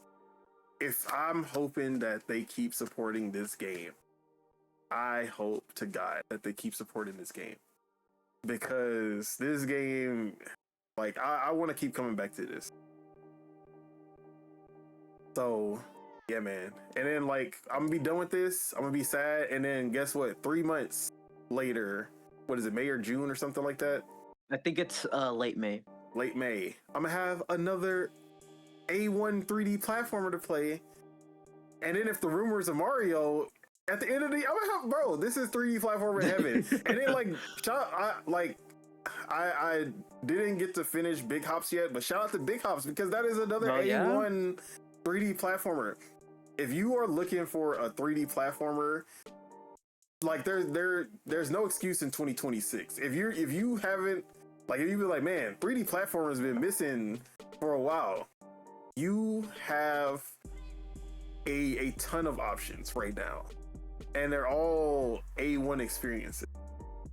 So shout out to Big Hop, shout out to Demon Tides, and shout out to Bubsy. Yeah, shout out to Bubsy. Shout out to Mario, if that one's true. But 3D platformers, we even. That's all I'm gonna say. Yes, sir. All right, I'm done glazing.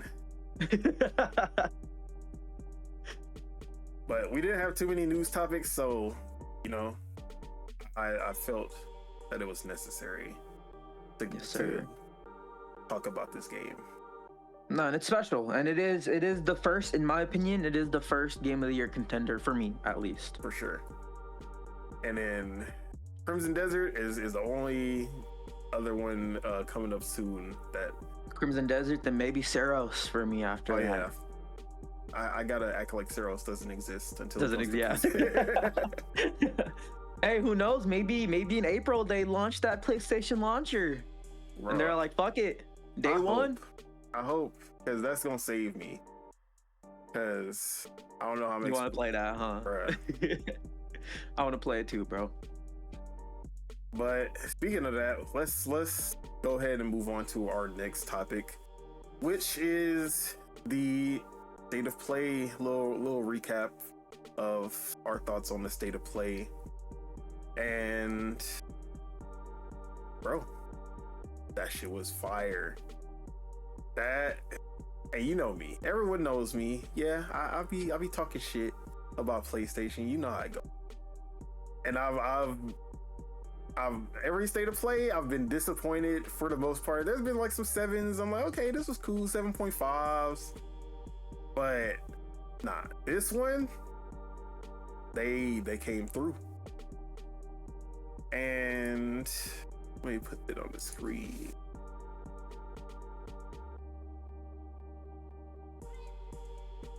And it wasn't even like, usually I'm usually disappointed with the first party output at a state of play, but the first party was there, but it was not the highlight for me. Like, which usually I'm usually giving them a knock for.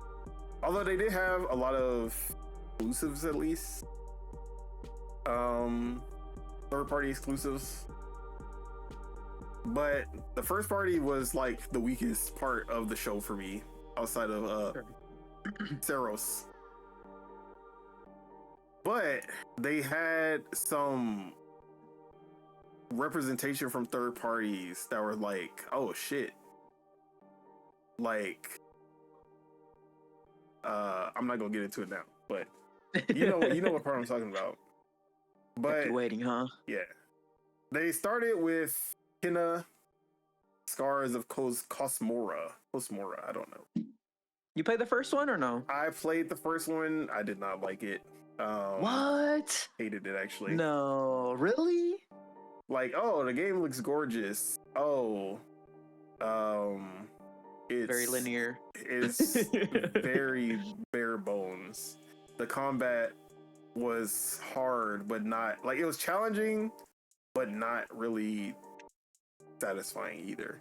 It was it was a PS2 game that was disguised as a PS5 game, is how I describe it.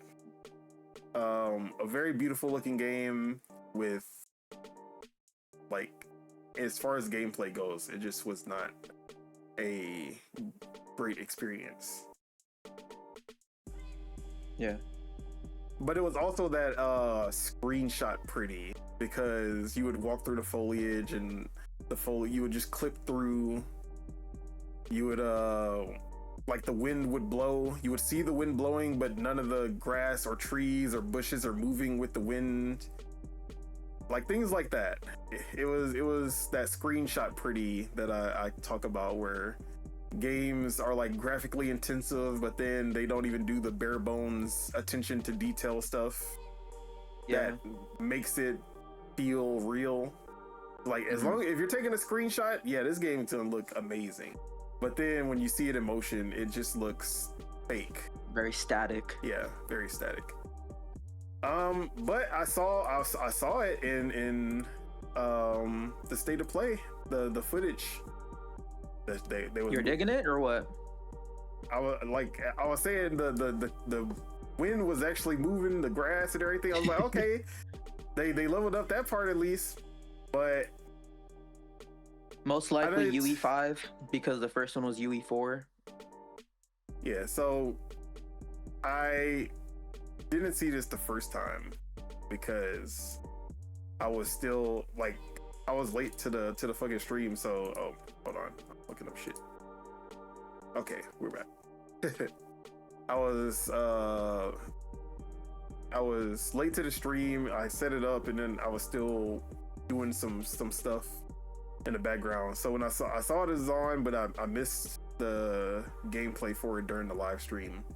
But I went back and watched it and I was like, okay, it's definitely looking better gameplay wise. Like, you can see some of the improvements as far as gameplay goes. Even like I said, the environments looked more lived, or not lived. The environments looked real, like they weren't static. I was like, okay, they've leveled up those things at least. A little bit more destructibility too, with like the trees and stuff. But I gotta play it. Oh yeah, I gotta get my hands on it for sure. But shout out to Ember Lab. My brothers, gotta support the brothers. Oh yeah. And got a black-owned team, so gotta give support when I can. Interesting note about this one is they did do the PlayStation Studios splash screen for this one, so yep. Interesting, huh? So it seems that they're getting even more funding with from PlayStation this time, and this one is not coming to PC, only PS5 from what I saw. Notice. Oh, it's coming to PC also? Yeah, PS5, Steam, Epic Store. Oh, nice. But this game did come to Xbox a year later. Do you think this one is? More than a year later, bro. Oh, it was more than a year? I don't remember. Yeah, it was more than a year. I think that actually, seeing that PlayStation Studios logo makes me say no. Okay. But hey, we'll in 2027, we'll see it on Switch 2 then. We'll see it on the Switch 2, just not the Xbox. I don't know about that either, because Kenna 1's not even on Switch 2, not yet at least. Not but yet. Maybe we'll see. It'd be a perfect little Switch 2 game, especially the first one when you're collecting the little critters and stuff like that. It's fun. So yeah, that was a good one for the fans. Then Ghost of Yotei Legends came up, and I'll let you talk about this. I don't have anything to say. This guy, you're a hater, bro. But this is interesting because they pretty much like repackaged the villains of the game into the multiplayer mode. Yeah, the Yotei so it's like 6. Instead of so it's like you're facing the like mythical versions of the Yotei 6 in the multiplayer mode, which is cool. It has obviously repackaged stuff, and I really do think that it's gonna be pretty much just like the first Legends. Like I didn't see anything that showed me that it was gonna be any more like intricate than it, but it was fun though. I really did enjoy Legends when I played it. I didn't play the raid, but I did play all like the co-op missions that they had, and then I did play like the little horde section, the horde game mode that they had. I really should have played the raid. I don't remember if it was like that thing where it was like in Destiny where you can't matchmake the raid, you know what I'm saying? I think it might have been like that, but I'm not 100% sure about that, so don't quote me. But they did announce that it's gonna be pretty much the same stuff. So it's gonna have the horde stuff, it's gonna have the co-op missions, and it's gonna have they're gonna drop a raid a little shortly after March 10th. So yeah, I mean, it looked cool. It's free. Can't complain about that, you know, especially it being free. Yes, sir. And then we got Death Stranding 2 coming to PC. Shout out to whoever wanted that. Chuck, I guess. Shout out to Chuck. And we got the gameplay reveal for 4 Loop, which actually looked way better than I expected. Had some Helldivers energy mixed with like this roguelite kind of thing that they were doing, but in co-op. I got into the playtest, and then because of Demon Tides and everything else, I did not actually play it while it was live. So I was actually, I tried it yesterday, and I was like, oh, I forgot about this shit. Let me see if I can get in. Nope. It was already over. I was sad. Damn. Because I really did want to try this, because this game looked pretty fun. Yeah. But yeah, shout out to J.J. Abrams, I guess. I don't know if he actually has anything to do with the development of this game. Mike Booth. Yeah. Left 4 Dead. Yeah, I know, but Bad Robot is J.J. Abrams' company. That's all I'm saying. Sure. Yeah, I got you. So yeah, this game looks sick. It looks like it has potential to be another Helldivers. Maybe not on the same level of success, but I feel like it could get a steady player base that that keeps coming back. I'm definitely interested. Yeah, and it even had some like little remnant elements with like the that's what I was thinking. Like remnant. The pseudo raid gameplay elements with like the cube boss. Yeah, I'm with you on this one. It looks fun. It really does, and I like that more developers are trying to, you know, combine different genres, even with like cooperative multiplayer stuff. Like that's how we're gonna get you know, next gen games. Yeah.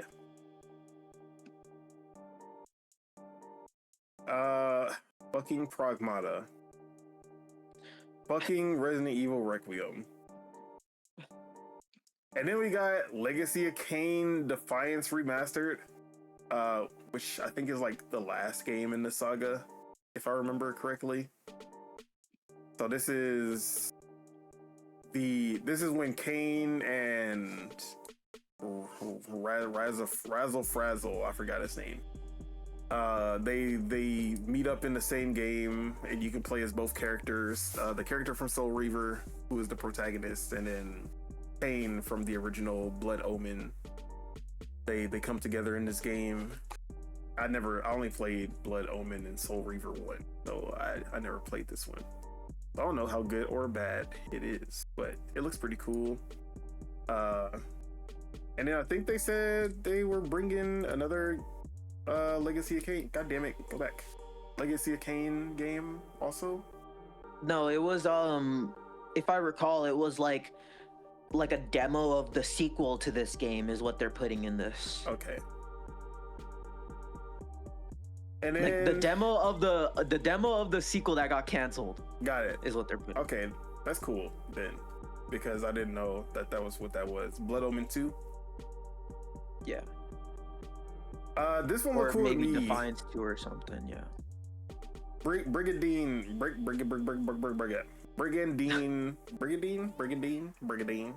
Abyss has some.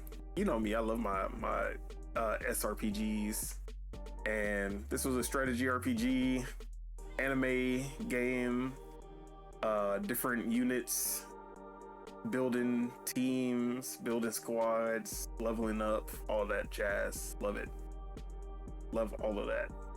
It only said coming to PS5, but I have not seen any confirmation if it's coming to other platforms yet. Actually, I have a tweet that has all the games that are multi-plat, so I don't know if that was on it or not.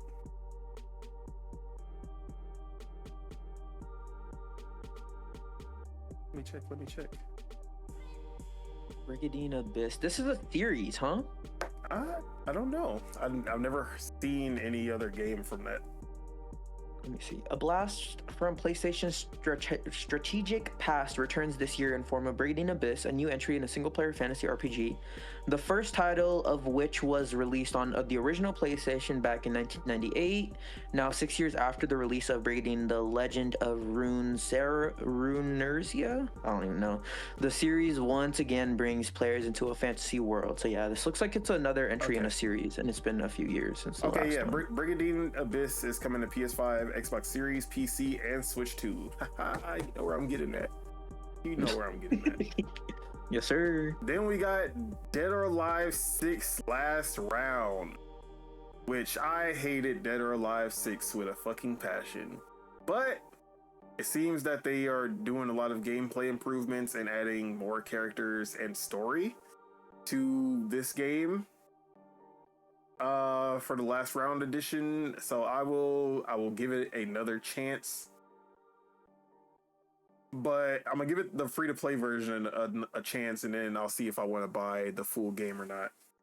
But then they also announced a brand new Dead or Alive is in development. Let's fucking go. Let's fucking go. I've been waiting for them to finally announce Dead or Alive because Team Ninja and Koei Tecmo have been going way too hard to just leave Dead or Alive in the dust. Like, bringing back Ninja Gaiden, perfecting Neo, all of the new IP, perfecting the Warriors games, like actually leveling up Dynasty Warriors and the Hyrule Warriors games. Yeah, bro. We needed them to bring that sauce to Dead or Alive, and it's finally happening. I like how the only thing that we got to see is some tits, and then that was the announcement for Dead or Alive 7. Let's fucking go. No, you know what's funny is like Tekken 8 was like, look at how cool and like detailed these muscles are, and like fucking like Street Fighter was just like, I don't even remember Street Fighter, but it was probably just like, oh, look at RE engine. Yeah, they were like, look at the muscle, like how the muscles would contract and expand. Oh yeah, with Ryu. Yeah, he was like super jacked, and like I remember everyone was like, damn, Ryu's jacked as fuck in this one. And in this one, it's like, damn, these bitches got some fat titties. You know what I'm saying? Bruh. Hey man. Hey, they know they know why we're here for Dead or Alive. Bro, if we get Extreme Beach Volleyball 3, oh man, it might be a wrap, bro. It might be a wrap, especially because the one thing that's a fucking crime with the Dead or Alive Extreme series, no PC versions. No PC version. If we get an Extreme Volleyball on PC, do you not know the level of debauchery that we are about to reach? Stellar Blade about to be taking back seat. in the modding section. That's all I'm gonna say. But we got an amazing gameplay showing for Control Resonant. Amazing. This game looks fucking insane. And it's looking like this gonna be Remedy's best game, bro. It's looking like it's gonna be Remedy's best game, bro. If I'll say this one thing, I haven't played too many of Remedy's games. I've played a few hours of Control, and I've played a few hours of Alan Wake, and I played like 30 minutes of Quantum Break. But I will say this, I am gonna get into those games. I have Control on my PS5 Pro. That's one game that I actually forgot to get into, but I actually re-downloaded that. Oh, High on Life 2. That's a game I fucking forgot about talking about, but I'll talk about that later. They really know how to make their games look cool. Yes, I'll say that. Even when they aren't cool. Yeah, like fucking Alan Wake with a flashlight. Like even like Quantum Break looked cooler than it actually plays. I feel like even Control up until the end of the game where you get all of your powers looked cooler than it actually played. They be looking cool as fuck.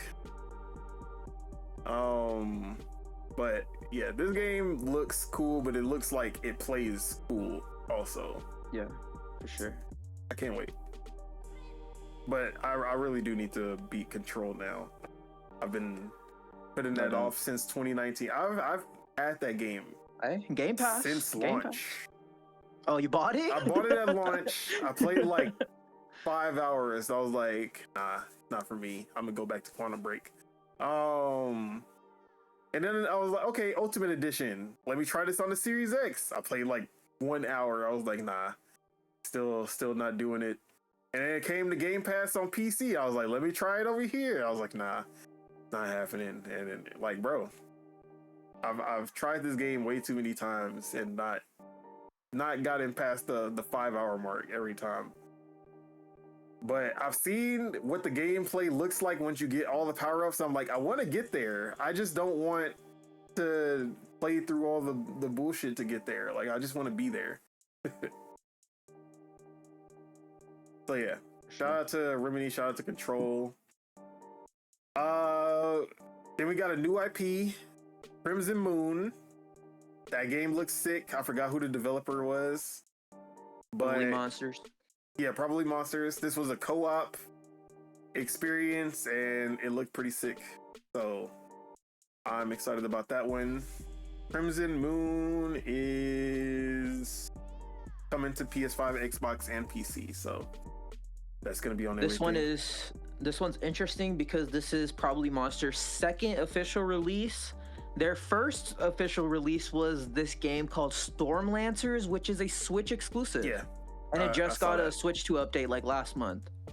So second release from them, this one looks way more ambitious with the name change, because they were a different developer before. I can't remember. I always forget who they were, but I remember when they changed their name, and I was like, probably Monsters. That's a weird name. But this game looked really good. And I like that both of their games are co-op games. Stormlancers and this one. So I hope that they stick with being a co-op focused studio. Oh yeah, that could be their niche. That'd be awesome. That's gonna guarantee that I give them a look for sure. Yeah, I have Stormlancers on my wish list, but I'm gonna probably cop it when it goes on sale. More Beast of Reincarnation. We talked about this game more. Rayman 30th. I was so disappointed. Like, I'm like, okay, yeah, but like I was expecting a remake of Rayman in the style of Origins, not just a enhanced port of the original game. Yeah. So I'm not feeling this. Especially, how much was it? $20? Y'all can have that. I can emulate that. I gotta be fucked up. Mina the Hollower with a release window. A release window. Yeah, release window. You know, it's not 2030 like it said on the eShop or whatever it was saying. That shit haunted me, bro. But yeah, hopefully Yacht Club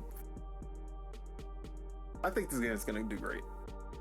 Yacht Club has enough clout after Shovel Knight that people are gonna like. They said they need like what 500,000 to 200K. 200. Like they're gonna surpass that in 1 hour. I think the quote was like, if we get 100K, then we'll be okay. If we get 200K, we'll be great. Yeah, I think, and they're gonna get 1 million in a week. Hopefully, I don't understand why they think that they're not after Shovel Knight, and I think they're gonna get 1 million off Nintendo alone. It is a very Nintendo coded game, yes. No doubt. Like Shovel Knight, like people love Shovel Knight. I might not love Shovel Knight as much as everybody else, but oh yeah, people love Shovel Knight. And if you say from the makers of Shovel Knight, yeah, people are gonna be like, oh, for real? Let's go. I don't even gotta look at more. Bro, they've been making this game for fucking ever, but they do take a little too long. When did Shovel Knight come out? 2015.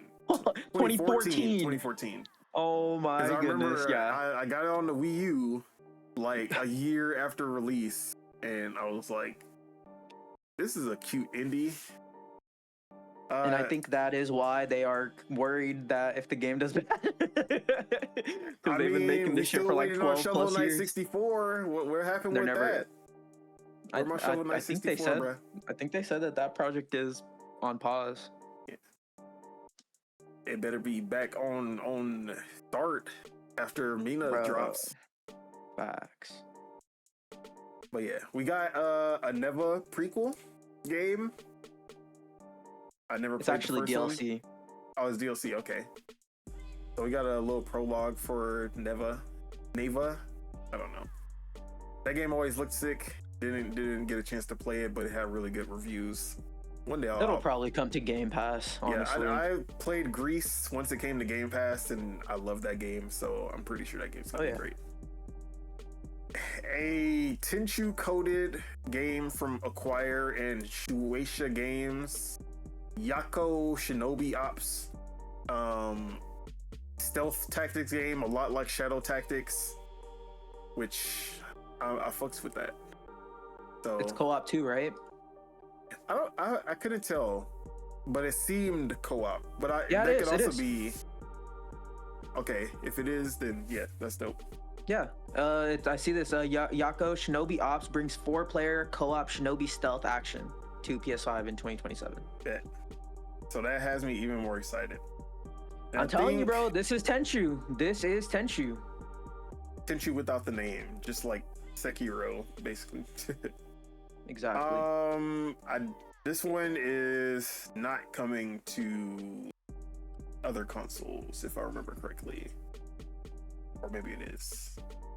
At least on this roundup that I just saw, I didn't see it on there. Let's check. Yako Shinobi Ops.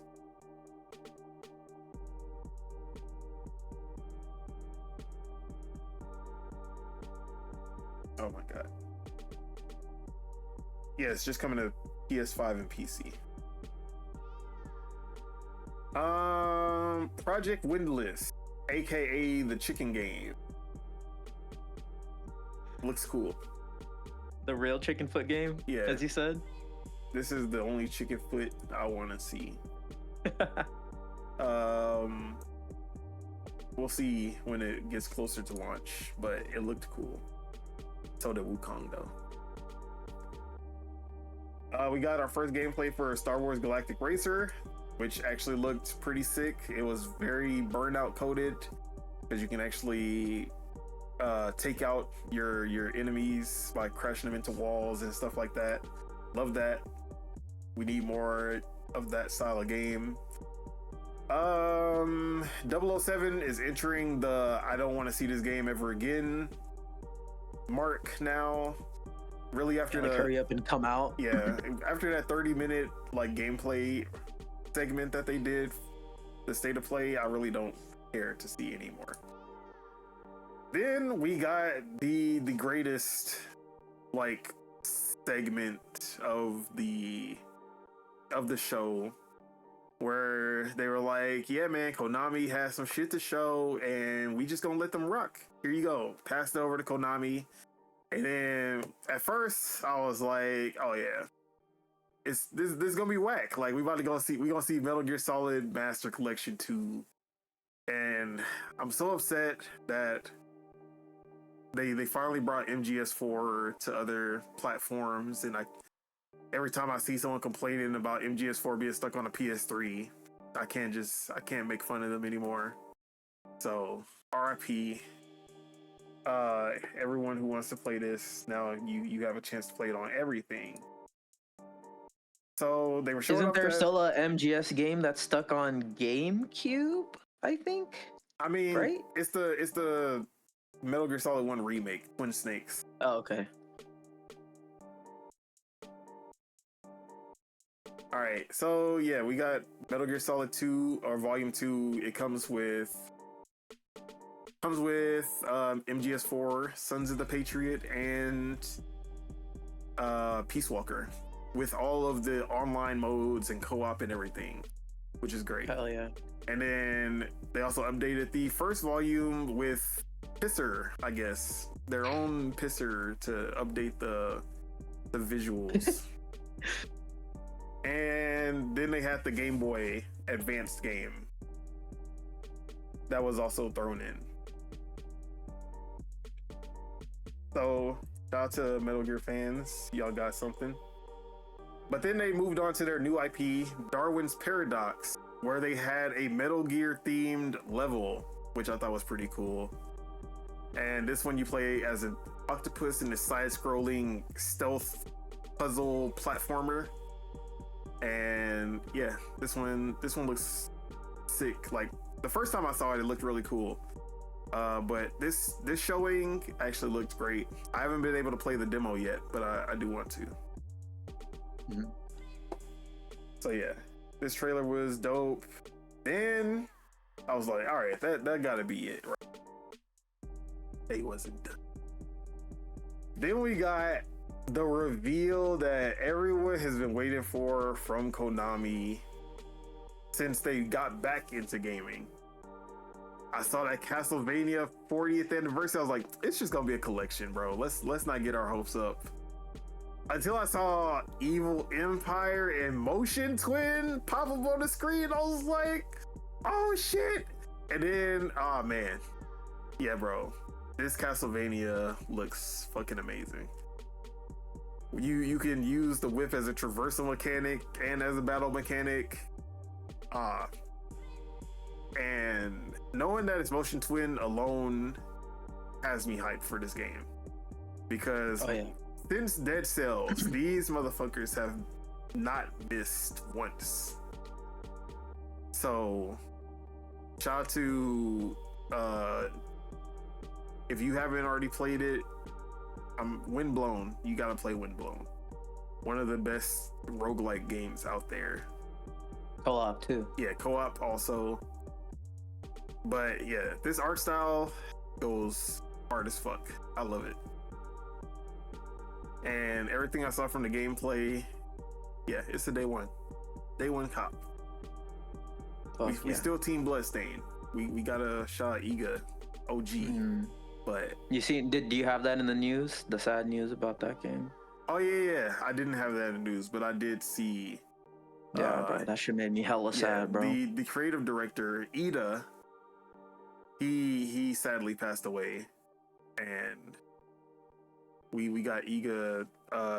He was saying that he's gonna finish the game in his honor and everything. Hell yeah, man. But yeah, sad to see because he was not that old, and seems that he. Yeah. I don't remember if he was sick. I think he was like only like 51. Yeah. Or something. So, yeah. Hate to see it, but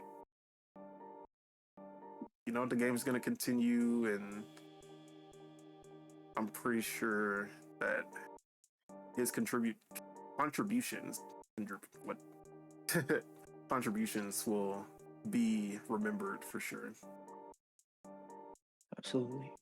But two A1 Metroidvania is already on the menu for 2026. Can't fucking wait. We got the OG creator of Castlevania making his own IP, and then the return of Castlevania from Konami with one of the best indie developers out there. You know, put motion. Oh, actually, we said Motion Twin. We gave Motion Twin props when we were saying the best. Yes, sir. The best indies. But Konami was not done, because then they were like, yeah, we know we got a Silent Hill presentation happening in like 3 hours from now, but we gonna give y'all the reveal before we even get that the Silent Hill showcase. And that was Silent Hill Townfall, set in Saint Amelia, not set in Silent Hill, because why would a Silent Hill game be set in Silent Hill anymore? Although this game still looks really good. It's first person. Instead of the classic radio, you're using this like little CRTV, portable CRTV, and play as a black man. Hopefully he don't die at the end or at the beginning. But yeah, it's looking good. All the Silent Hill projects except for, what was it, the Final Message or whatever that game was? Yeah, like that free one that they put out. Yeah, that shit was ass. But everything else that they've been doing with the Silent Hill franchise has been A1. And then we still got the Silent Hill 1 remake happening with Bloober Team. And then who knows? Well, everything that we got from that original Silent Hill presentation has come out. I mean, has been revealed now. So this is our first time seeing Townfall, but that was revealed at the original Silent Hill presentation when they were talking about all the Silent Hill games that are coming out. And then Annapurna being involved actually has me super excited as well, because we know Annapurna has an eye for talent, even though it's still questionable about what's going on with Annapurna after the mass walkout. I don't know who's still there, so we gotta see. But yeah, Silent Hill looks great. But then Konami was still not done, because they're like, yeah, y'all think we all nostalgia, you know, you think that we just gonna keep on working on the same franchises. But then Konami was like, no, we got something else for you motherfuckers. And they pulled out a new IP, JRPG, action JRPG that looked sick. It looked like a Tales of game, but Konami. And I'm trusting Konami more than I'm trusting fucking Bandai at this point, after all the bullshit that Bandai has put me through over the last 3 years. Count your days. But yeah, this game looks really good. It's only been confirmed for PS5, but they kind of hinted that they're gonna talk about more platforms when it's closer to launch or something like that. So it doesn't seem like it's gonna be exclusively on PS5. But this game looks really good. I like the art style. The premise and story just seem anime. Like, I did not see anything that kind of stood out. It just seemed like, oh, you lost your memories, like always. You died, or everyone died, and then you came back in time and you have no memories. And yeah, we've seen this before. But it's still, gameplay wise, it looks really good. The art style looks really good. So I'm excited about this one. I want it to succeed, because I didn't think Konami was doing anything in-house. After, like, all the Silent Hill games have been by third parties who were developing the games. The Castlevania game is being done by a third party. Darwin's Paradox is being done by a third party. This game is being done by Konami in-house. No external developers. So I thought that was really cool to see them they're still working on in-house games. And I think that they're gonna stray away from their internal teams working on the franchises that we know and love from Konami. Instead, they're gonna find developers who are actually passionate about those franchises. Now, I don't know who they're gonna find to make Metal Gear Solid unless they literally get Kojima Productions. But yeah, has there been a leadership change recently in Konami? Or is this the same leadership that made Kojima leave in 2015? I think it is a different leadership team because I don't know if it's their CEO or whatever, but he like someone asked him about like it working with Kojima, and he didn't shoot down the question. He actually said we would love to, but it would be more so on Kojima's end. Yeah. So I think there has been a leadership change. Okay. Because I'm pretty sure the leaders that made Kojima leave would never even probably say a word about him and working with him. Yeah. So I think that would be the only way we see a Metal Gear Solid come back in some form. But... Or they can get the Ubisoft Splinter Cell team. I mean, I'm thinking who are some stealth specialized studios? Like, is there really any anymore? Like, fuck. What stealth games are there that aren't mostly action with some stealth? Because that's usually what it is. A Plague Tale, Innocence, and Requiem. A Plague Tale, but it's I guess I'll let that slide. Yeah. Or I guess there's always after 007. Oh yeah. I keep forgetting their name. IO Interactive. Yeah, that I can see that. Metal Gear Solid by IO Interactive. It'll definitely be very Metal Gear Solid 5 coded with all the different possibilities and everything. Oh yeah. Then we got another, like, right off the Konami announcement is like, how much higher can we get from here? Then we got the official reveal of the John Wick game, untitled John Wick game. And bro, gotta see more, but it's definitely Saber looking Interactive, bro. Yeah, bro. We need to put respect on Saber, bro. But that game is looking really good. Hopefully Saber can nail it like they did with Space Marines 2.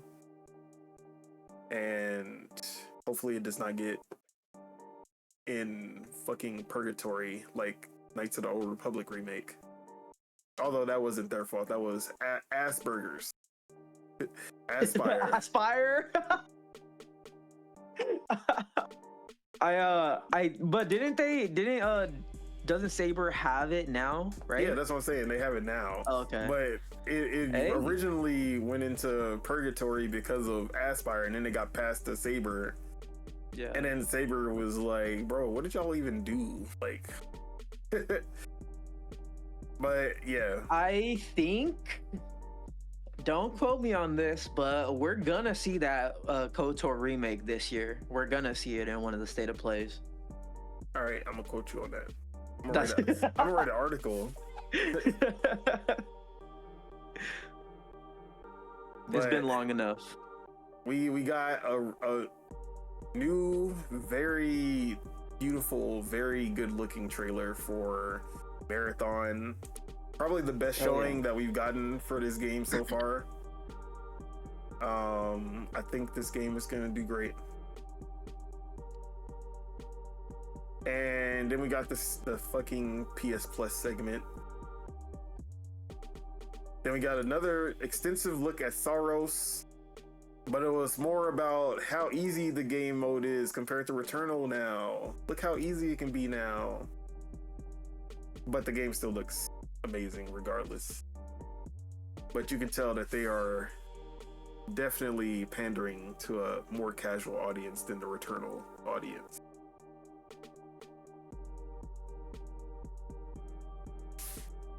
And the last few announcements. We got more Marvel Tokon Fighting Souls. We got the X-Men revealed. Game looks great.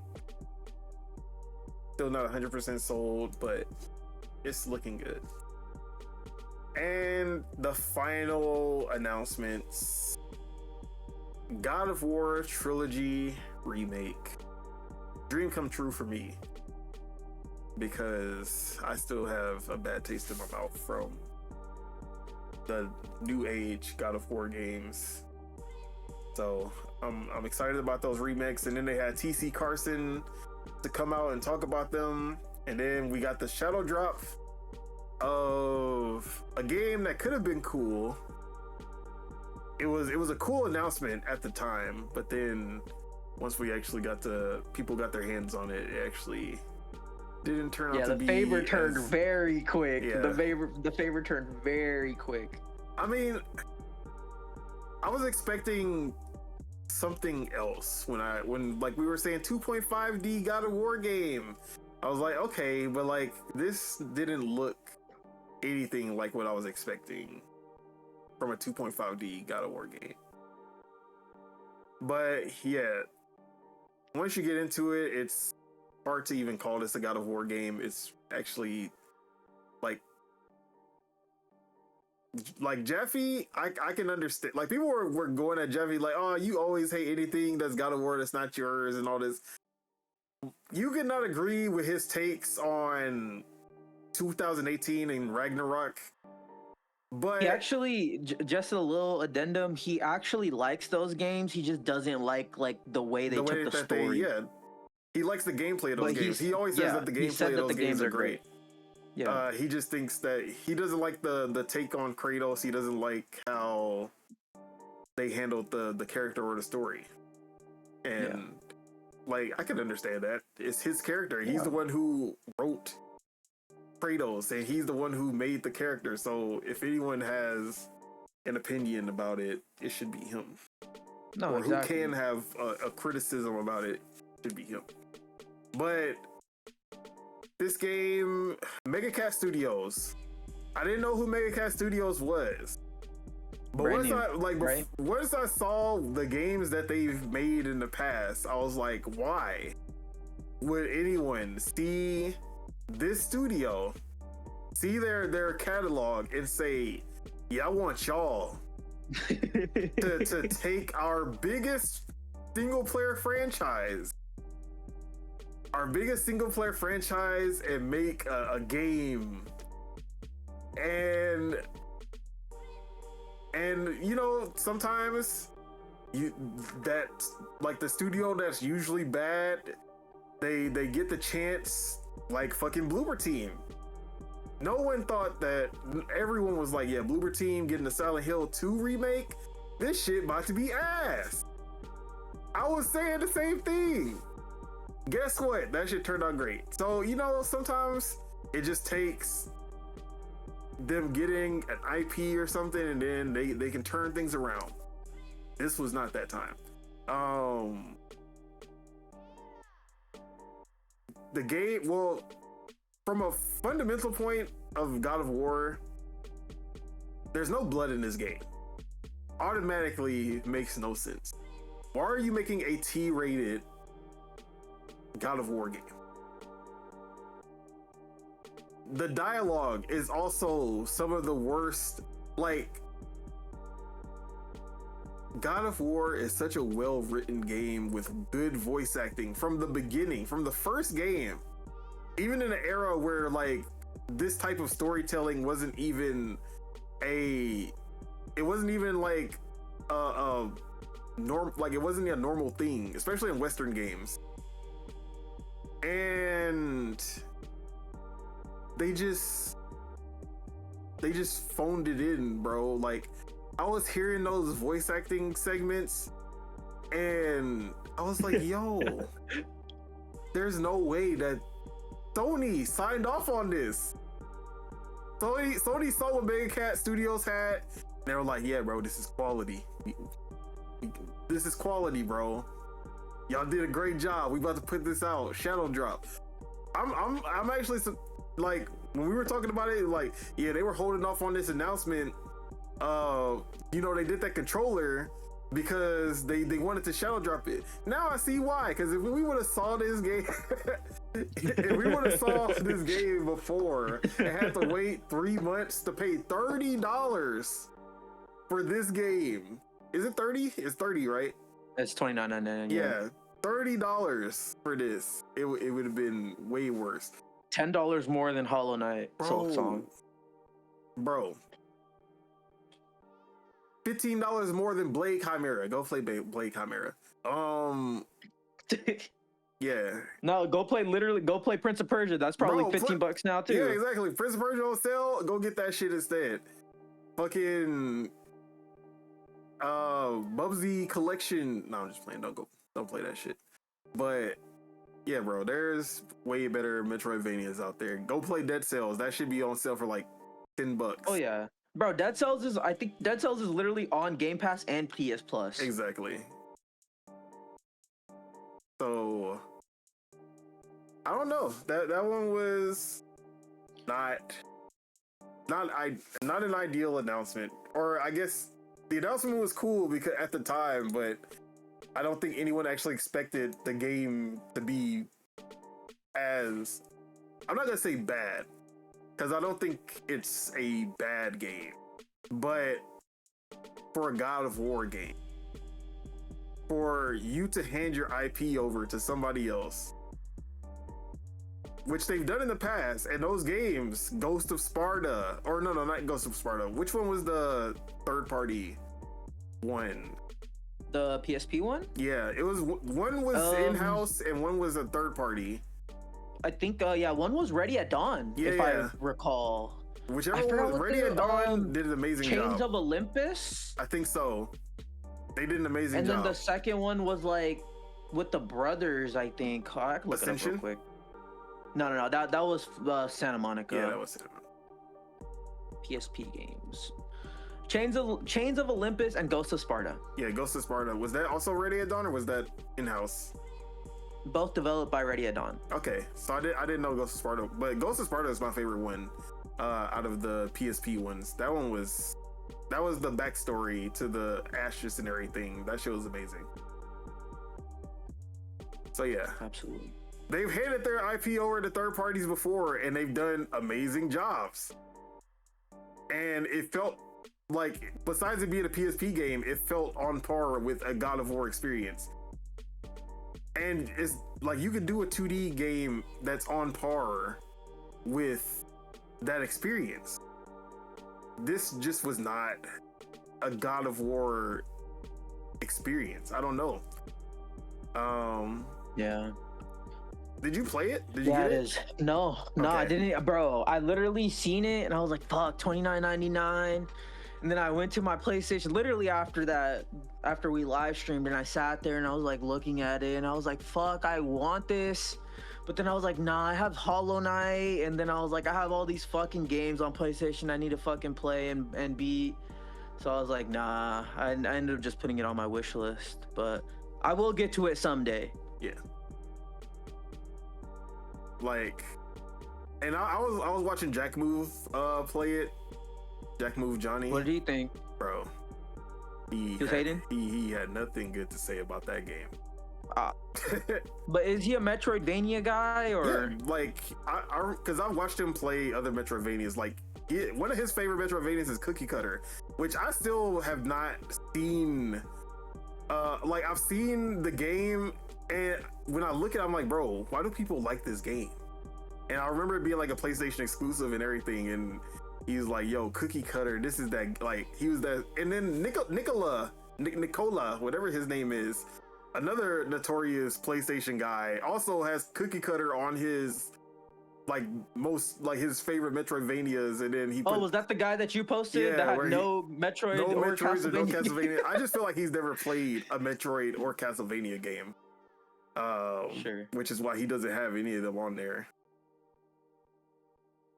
That wouldn't surprise me. Yeah, man. It could have been a really good announcement, but At least it just seems like a very bare bones Metroidvania. Which you don't like. I just don't expect PlayStation to do bare bones, even if it's a third party taking their franchise. Yeah. Which I guess we've seen a little bit more of, I guess, because Lego Horizon also is not even a great Lego game, let alone a great Horizon game. Yeah, sure. So I don't know. Maybe the quality, Connie Booth left. You know how shit. We know what happened. But now I'm thinking about it. Connie Booth left, and then that quality control, even with the third party, is not there anymore. Shout out to Connie Booth. We'll never forget. Are Connie Booth and Mike Booth related? Maybe. I will say, I don't think it's as bad as people are saying. Yeah, I've seen some late game gameplay. I've seen some late game gameplay of it, and I'm like, okay, this actually looks pretty cool. Like, there's some movement abilities in there, The boss fights are like relatively simple, but it seems like the attacks are pretty well telegraphed and stuff like that. I think it's the $30 price tag that's probably the worst part about it. Yeah, if $15, I would have bought that 15, day one. Dropping PS Plus for the people who have PS Plus. Yeah, perfect. Like, I don't think there'll be many complaints. But I will say I really do like the art style. I'm happy that they went with this art style first, like for the most part, because it is bold in my opinion. I don't think it's the art style I would have wanted, but I'm okay with it also. It's not the worst thing I've seen. But yeah. All in all, that's the state of play. That's how it went. Like I said, this was an amazing show.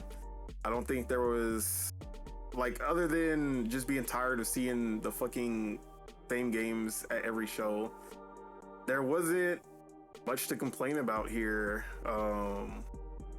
Every game that they showed looked good and had a great showing.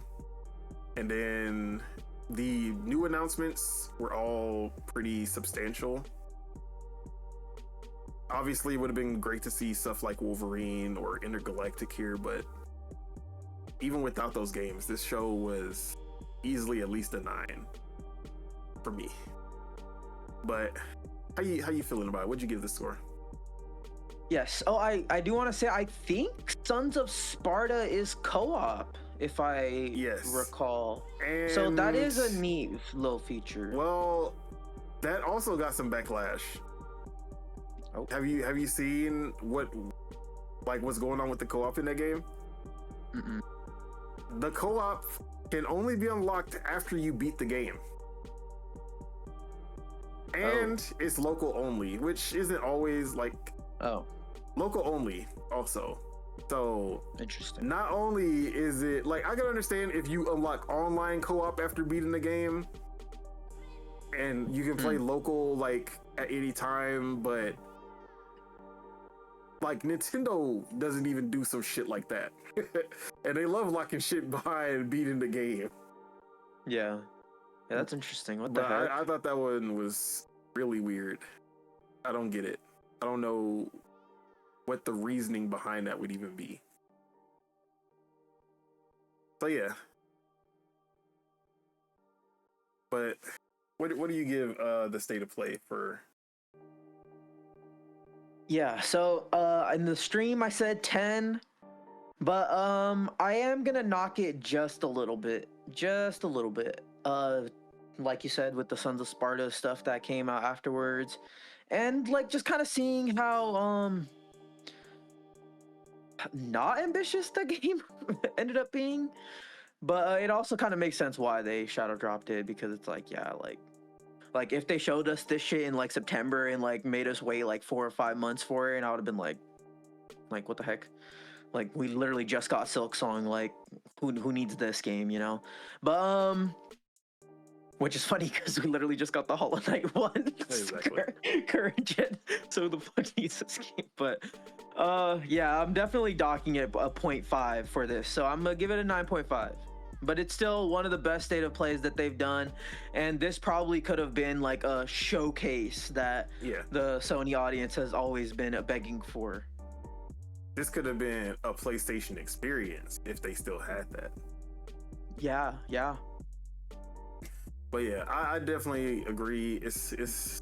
I also said it was a 10, but then I knocked it down after watching it a couple more times, just because of like, yeah, Ghost of Sparta, but also like, yeah, we did see fucking Resident Evil and Pragmata again, and like all the stuff that happened after that kind of erased that when we were viewing it live. But yeah, I'll give it 9.5 as well. Oh yeah. So yeah, it was a great state of play. It wasn't, I'll say, like, as a PlayStation, like if I had to rate it based on if this would make me get a PlayStation, I still don't think it's done that. Like, it doesn't make me feel like I need a PlayStation either. But yeah, great show. Heck yeah. All right, we just got a couple more topics, but nothing too crazy. Wrong list. Oh wait, I'm dumb.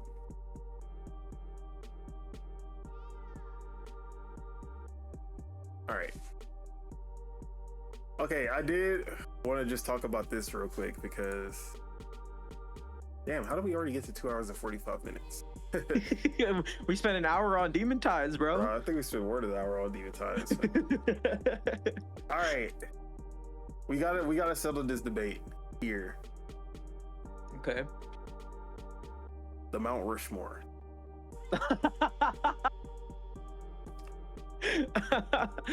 You want me to settle it? We gotta settle this right now, bro. Because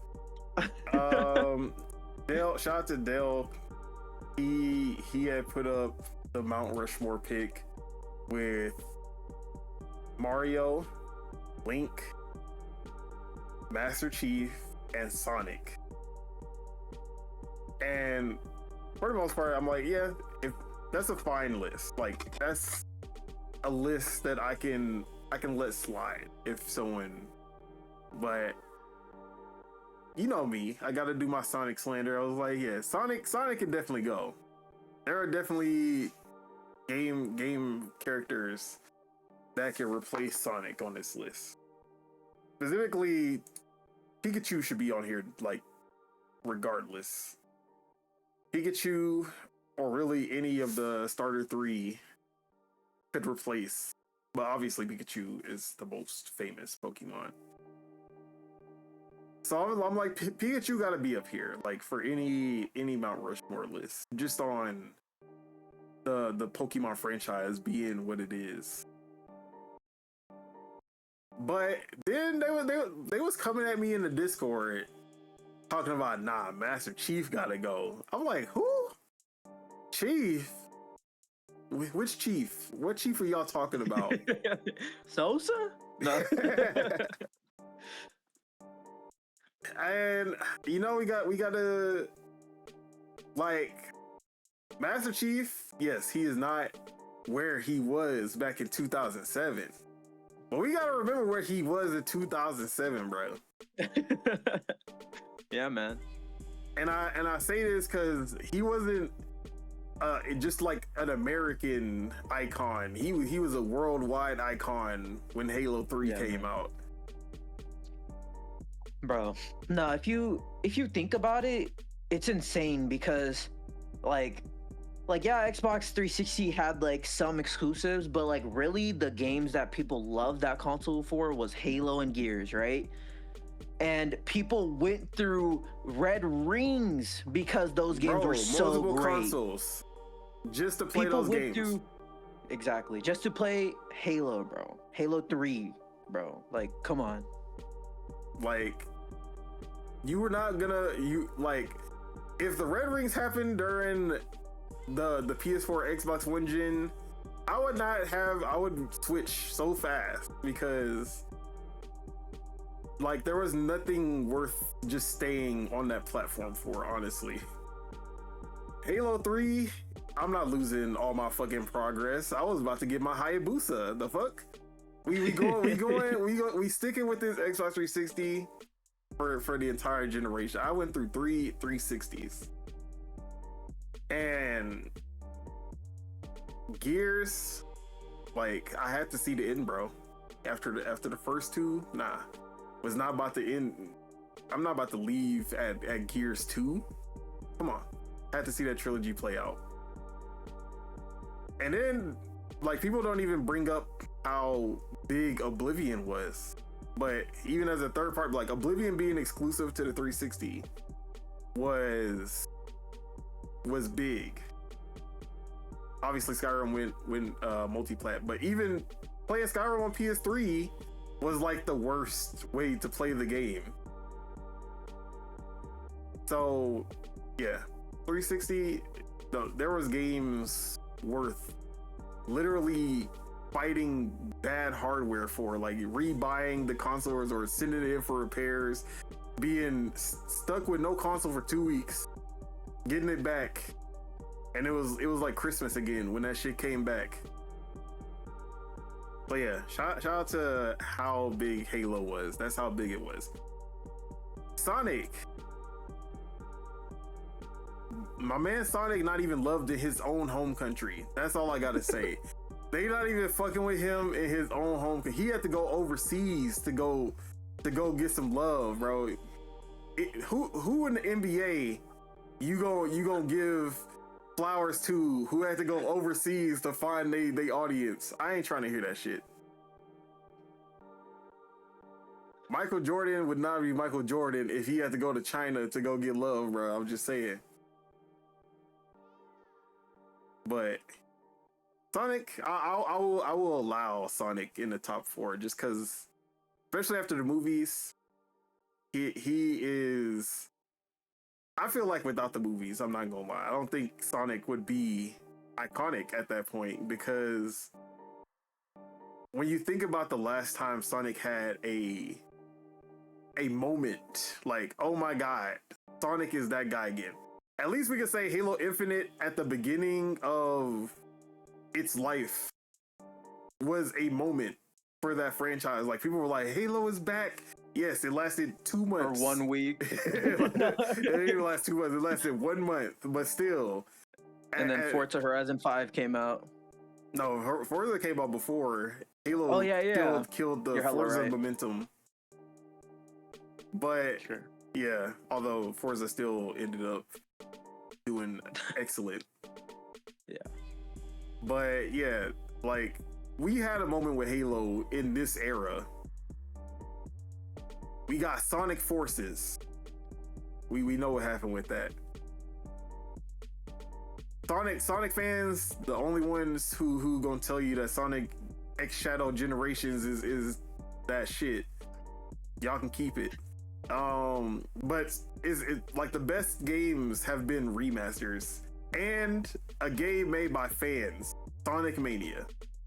That was the biggest Sonic game in the last 2 decades, because we know Sonic 06 kind of killed everything.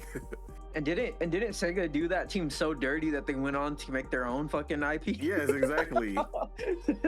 They said, look, I don't care who you are. I don't care how much pride you have.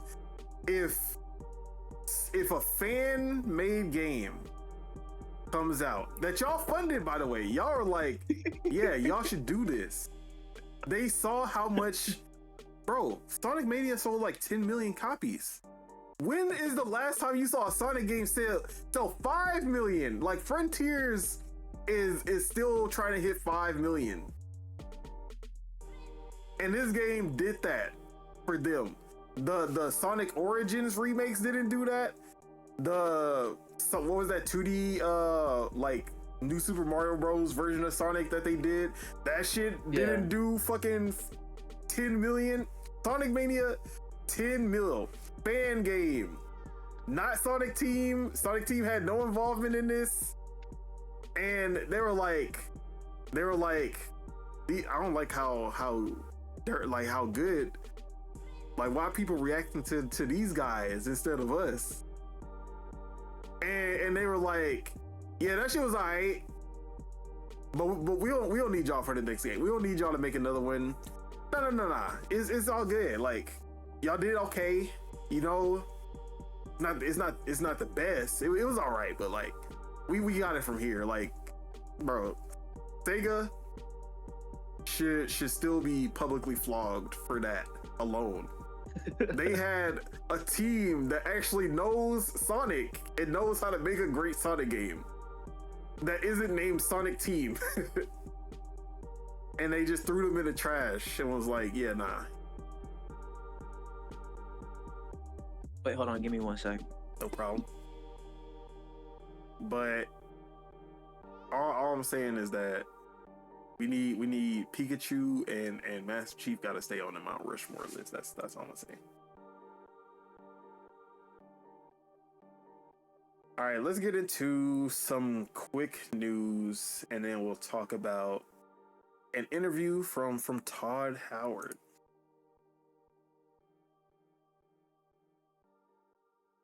So first things first, if there's a pretty big indie game that a lot of people were looking forward to, but it seems we will have to wait a little longer. That is Replaced, which I did get to play the demo last week and enjoyed it. So it's sad that it's no longer coming as soon as I thought, but it has received a short delay to April 14th, 2026. So still 2 months away, not too bad. I think it was coming out late February or March, early March, one of those, something like that. So it's been delayed 1 month, but after playing this demo, I like, yeah, give it whatever time it needs, because this game has something there. No need to rush it out, because people are gonna flock to this regardless.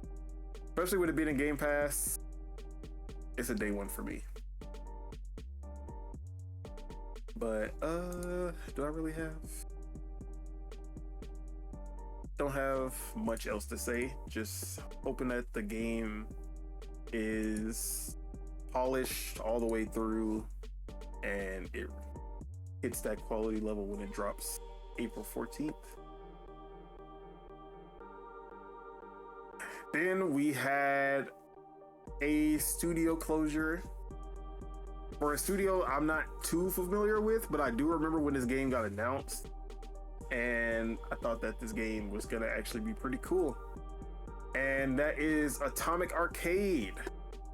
They were working on a Snake Eyes game, G.I. Joe Snake Eyes. It was supposed to be a AAA action RPG that was supposed to be super bloody, like Ninja Gaiden. It was supposed to be like a Ninja Gaiden-esque game with guns and swords, and there was some art for it that looked pretty sick when they announced it back in 2025. But Hasbro shut down that studio.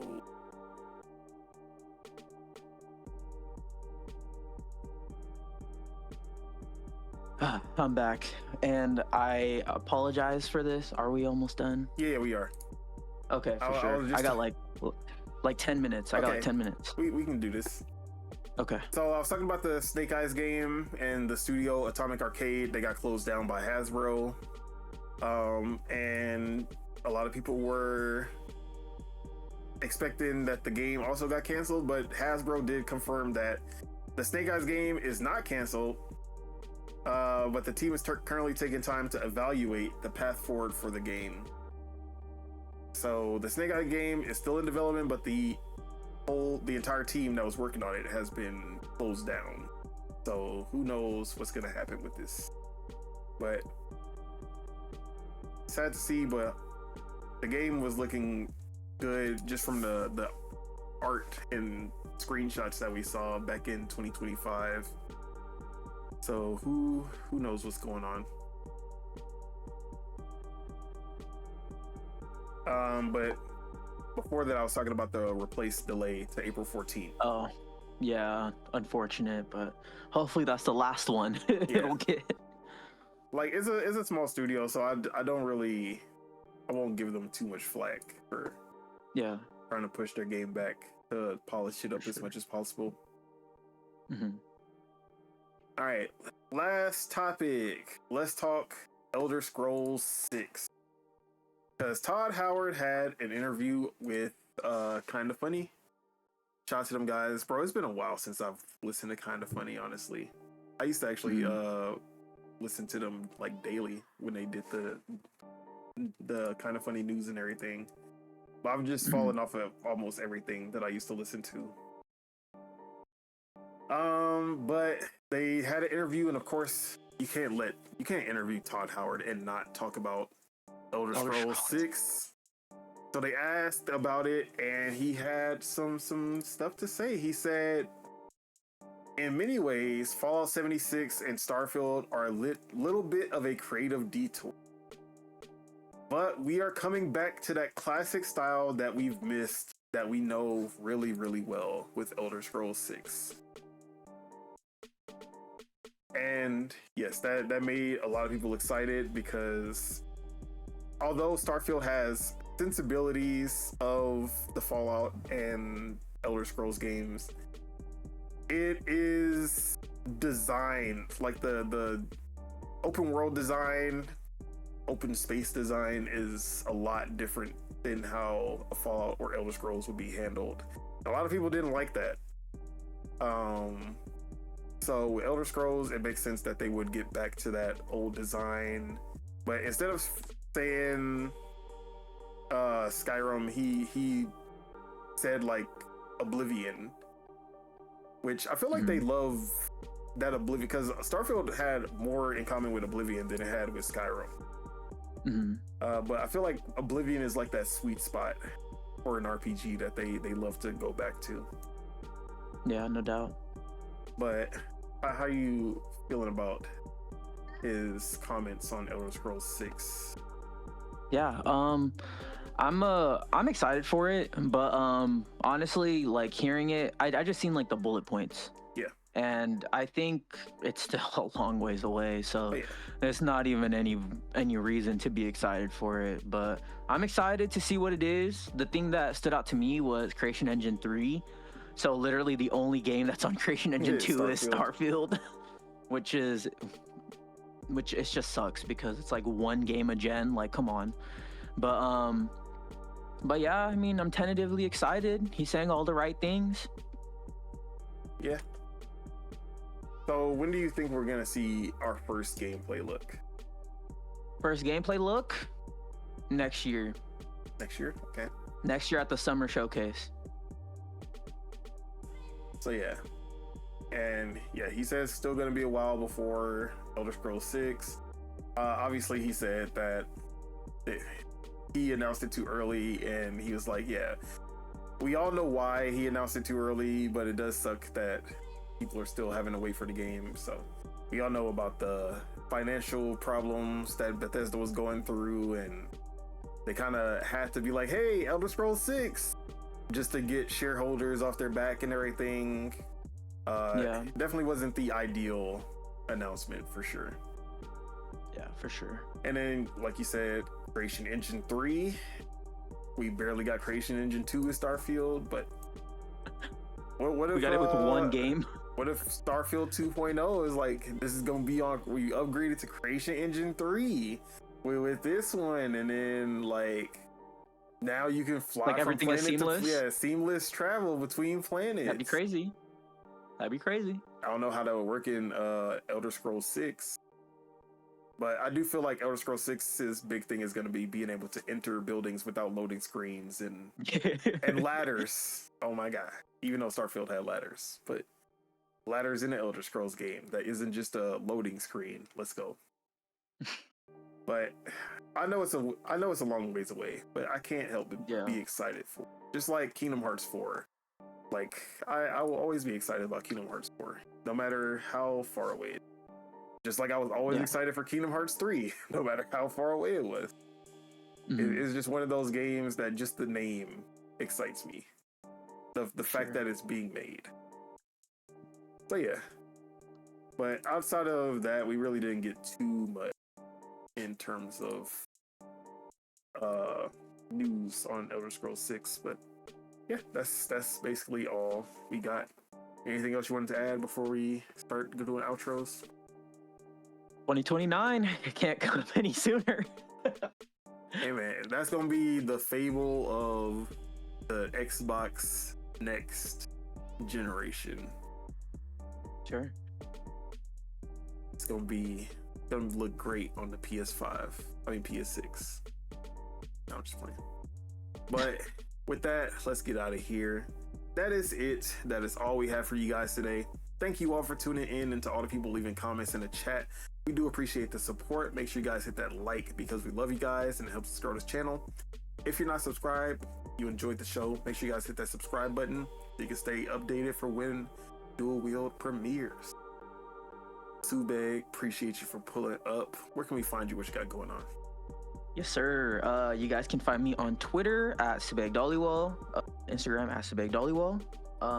Find me on PlayStation at Subagels, and then on Xbox at Avatar Subeg. And add me. I want more friends on my friends list. I'm not even close to reaching how many I want. No doubt. But what am I up to? Demon Tides. Let's go. Yeah, definitely gonna be finishing up Demon Tides. I'm probably jumping on that as soon as I get some dinner, and then hell yeah.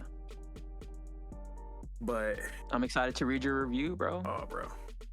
I'm putting the final touches before I send it in. Hell yeah. And then I just gotta add the pictures and shit. I don't know. I mean, I will say the image upload issue no longer a thing anymore. Yeah, that's good. That's good. So that's been great. But yeah, man. As far as me, you can find me on Twitter, PastaFeet, F3ET. You can find me on twitch.tv/Otaku the Dawn, which I think I will once I can actually play this game. Which will be. You gonna stream it? Yeah, I'm gonna stream it on Twitch. Hell yeah, man. Because I'm off tomorrow, so I think I'll be on Twitch doing that. That's awesome.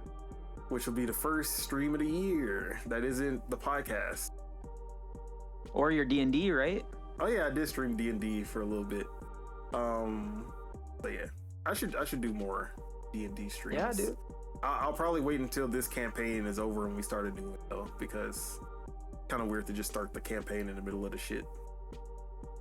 But yeah, and then like I said, lordsofgaming.net. Oh, YouTube. Yeah, y'all can find me right here. You know where we at. Down Otaku on YouTube. Where not only are we doing Dual-Wield every Thursday, Project Entitled Gaming Podcast live every Saturday, and lordsofgaming.net. Go read my Demon Ties review, or if you I mean, this was basically the review in podcast form, so. But I definitely Fabraz the GOAT, bro. Fabraz the GOAT. Yeah, I definitely made it sound more eloquent in the written review. So. Oh yeah. But yeah, other than that, I don't got nothing else for y'all except go play Demon Tides, and still gonna be on Mario Tennis, still gonna be on finishing up Dead Pets and writing a review for that, and then I'm starting up Blaze Blue Entropy Effect X on that Game game Pass. looks sick too, bro. Yeah. I played the original or the early access version on Steam. Yeah. So this is gonna be your first time playing the 1.0. I think you talked about it too, right? Yeah, I played it, or I talked about it before. Had footage for it and everything. Bro, one thing. Nah, I'm not gonna spoil it. But yeah, Demon Tides. That's all I gotta say. Fucking Demon Tides, bro. I don't want to spoil anything, but there's some really good shit in here. Oh yeah, that's the message for today. Go play Demon Tides. Go buy Demon Tides. Support Demon Tides. Support for bras. That's it. This is not an ad. But with that, let's get out of here. Peace out, everybody. Enjoy your week, your weekend, month, year, life, all that.